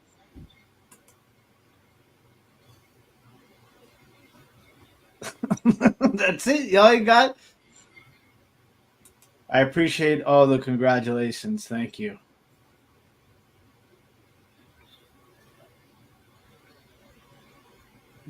Twelve by 12 in a bag. I'm good.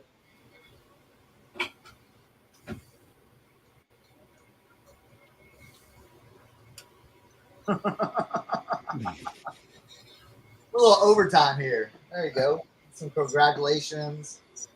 Yes, but we are keeping it under wraps. We have not gone public yet. Josie accidentally slipped up while we were live earlier, so please refrain from any social media congratulatory things until we go public. We've got some doctor's appointments still that we want to go through. But thank you very much, Noel. And thank you, Tommy, for the diaper fund super chat, $4.99. Appreciate it, bud. Yeah, just read it on TMC. Saw it on TikTok. Sorry, man. Oh my gosh. Got it scrolling. Now, just for giggles and other things, let's see what it would cost. UPS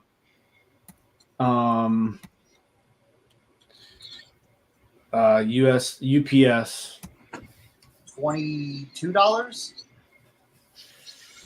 So regular priority mail would be $31.27 in that size.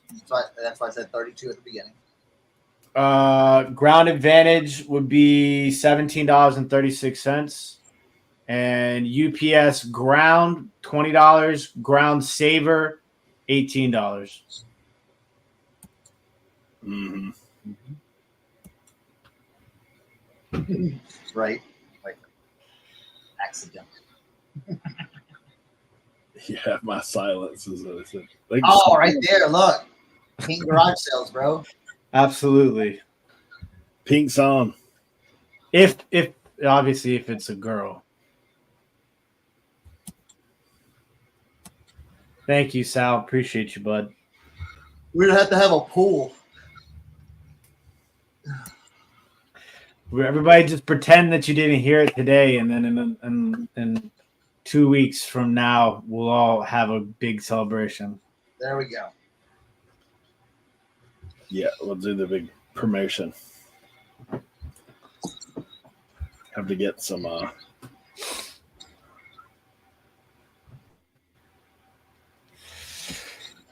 Oh man, I got a day still, dude. Oh, me too. Me too.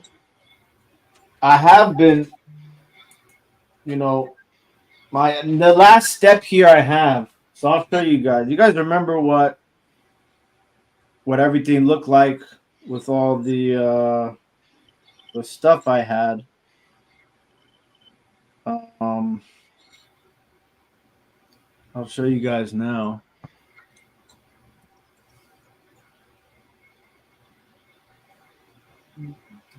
Where'd he go?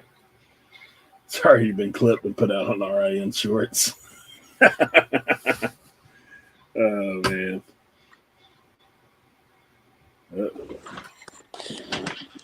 All right.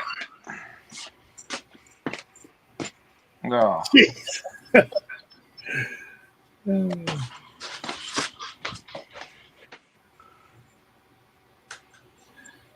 JDL said, Tim will do an announcement that is an auction. Buy this so the baby has room.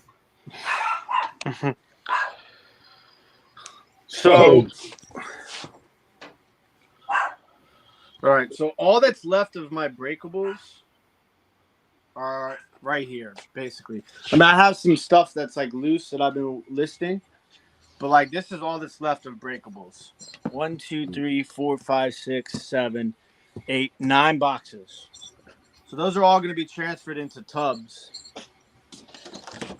But this, and there's a few little loose things in here. But yeah, everything else is gone. This entire room, for those of you that don't remember, was wall to wall to wall boxes and then tubs all down the middle row. So I still got some hats I got to go through. But yeah, that's it. My inventory is dwindled down. So this is all that's left. So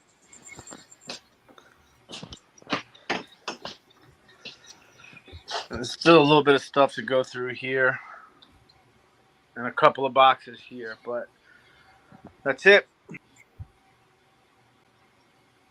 Nice. All right, we're in that OT today. Yep, Hey, yep. thank all you guys for coming and hanging out with us today. Hope we got some work done. Absolutely. Got a listing done. So Yeah, I got 10 listings done, and I packed this morning and then just finished packing. That was the last order I had to pack. So nice. I got 3 orders packed, so we're gonna do that. Hey, thank you guys for all the super chats as well. Yep. We'll have to put them towards Tim's diaper fund. Yeah. Right. We'll, all right. Y'all have a good one. We'll catch you next time.